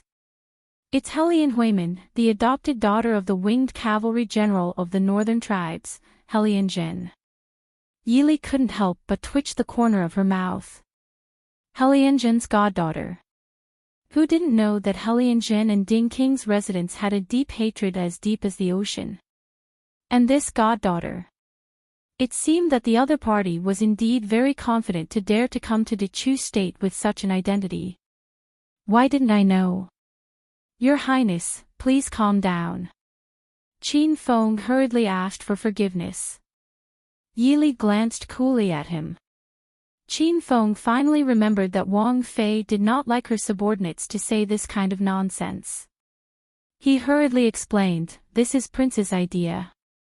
The prince said that since your highness still has matters to attend to outside, there is no need to trouble your highness with such a small matter. The prince does not care about a mere northern tribes woman." Yi Li nodded slightly to accept his explanation. She asked, "If so, why did the whole city know about it?" Princess Ronghua had been in the capital all this time. Even great elder princess, who lived in seclusion outside the city, knew about it. It could not be said that this matter was not big. Qin Feng said, "The Emperor and the Empress Dowager said that your Highness and Prince have been married for more than a year, but your Highness has gone, there has been no news. So they approved Prince Yelu's request, saying that it is for the king's residents to have more children." After saying this, Qin Feng carefully glanced at Yi Li. This was the real reason why they did not dare to report it to the princess. What a good idea. Yi Li sneered, "Take a northern tribes woman to have more children in the king's residence? Back to the city." She did not have racial prejudice. But even if she really could not have children, the people of Dechu State and the Mahist army would not accept that the future Prince Ding had the blood of the northern tribes in his body. This was purely a political issue. Mo Jingqi had a good idea. Did he really think that the people in the world were fools? Before returning to the king's residence, Yi Li heard many rumors about Prince Ding and Helian Huimin on the way. Among them, there was no lack of rumors about Princess Ding not being pregnant after being married for more than a year, but being unwilling to take a concubine for Prince Ding and being jealous and unvirtuous. As soon as they entered the king's residence, Director Mo hurried to invite Yi Li to the main hall. Yi Li raised her eyebrows in confusion. Director Mo explained, "Prince Yelu and Miss Helian Huimin came to visit. Prince Ding is talking with them in the main hall. Since your highness is the madam of the king's residence, you should come out to greet the guests." Yi Li looked at Director Mo with interest and smiled, "Uncle Mo, don't you have anything to say about the rumors outside?" Although those messy speculations made Yi Li unhappy, there was one thing they were right about. She was not pregnant after being married for a year, and did not have any intention of taking a concubine for Mo Xiuyao. In the eyes of the people of this era, she was indeed jealous and unvirtuous. Director Mo said calmly, "How can a subordinate have the right to criticize a master's matters? Besides, most of the rumors outside were released by Prince Ding. And what does Prince Ding want to do?" Yi Li was slightly surprised. Thinking about it seriously, it made sense. In just a few days, the rumors had spread all over the capital, and were even getting more and more intense. If the Prince Ding mansion had interfered, it would not have ended up like this. It seemed that Mo Xiuyao not only did not eliminate these rumors, but also added fuel to the fire behind the scenes. Director Mo said, "Prince Ding said that when your highness returns, you will naturally understand his intentions. Right now, your highness." Yi Li smiled brightly and said, "Since the other person has personally come to visit, how can this consort refuse?" Just as she walked to the door of the main hall, she heard a clear young girl's voice from inside, "Prince Ding, does Huimin have the fortune to see your highness?" Mo Xiuyao's voice was as light and gentle as usual as he said faintly, Li went out of the city to visit Imperial Aunt. I'm afraid that she has no fate to meet Miss Hellion. Prince Ding is joking. How could there be no fate? When Huimin marries into Ding King Fu, you and your highness will be sisters. There will naturally be a time to meet. Yili Yi laughed loudly, Huimin, you don't need to be anxious. Princess Ding is gentle and elegant, and is the role model for women in the Chu state. She definitely won't make things difficult for you. Older cousin, you are right. Huimin has long admired your highness' reputation. Huimin was impatient and caused your highness to laugh. Hellion Huimin laughed crisply. Her words were natural and unrestrained. She didn't have the slightest bit of shyness and panic when a daughter of the Chu state talked about her own marriage. Marry into Ding King Fu? Mo Xiuyao doubtfully asked. Ding King Fu doesn't have any collateral branches. My father and brother have already passed away many years ago. Does Miss Hellion have a marriage agreement with that ancestor of the Fu? Pfft. Yili couldn't help but laugh out loud. Mo Xiuyao still pretended not to know about the rumors outside. His acting was a bit too heavy. Lightly coughing, only then did Yili walk into the hall. When Mo Xiuyao saw Yili, he was obviously very happy. He personally got up and held Yili's hand as he smiled and said, Miss Li, you finally came back. Has your anger subsided and you're no longer angry with your husband? Yili faintly smiled and said, Does Prince feel that he did something wrong? She secretly stretched out her hand and fiercely pinched Mo Xiuyao. Yili Yi, whose back was facing Hellion Huimin, signaled with his eyes, What the hell are you doing? The strength of Yili's pinch was definitely not light. Mo Xiuyao's body stiffened and his face fell as he said, Is Miss Li still angry? I know that I was wrong. As long as wifey feels that something is wrong, then it is wrong. Even if the world says that something is right, then it is still their fault. Wifey, sit. His handsome face was still wearing half an ice-cold mask. In addition to the prestige of Prince Ding, this action of a husband coaxing his wife in an ordinary household was particularly strange in the eyes of outsiders. Hellion Huimin and Yili Yi couldn't help but look at each other in astonishment. They couldn't believe that Prince Ding would actually act like this in front of outsiders.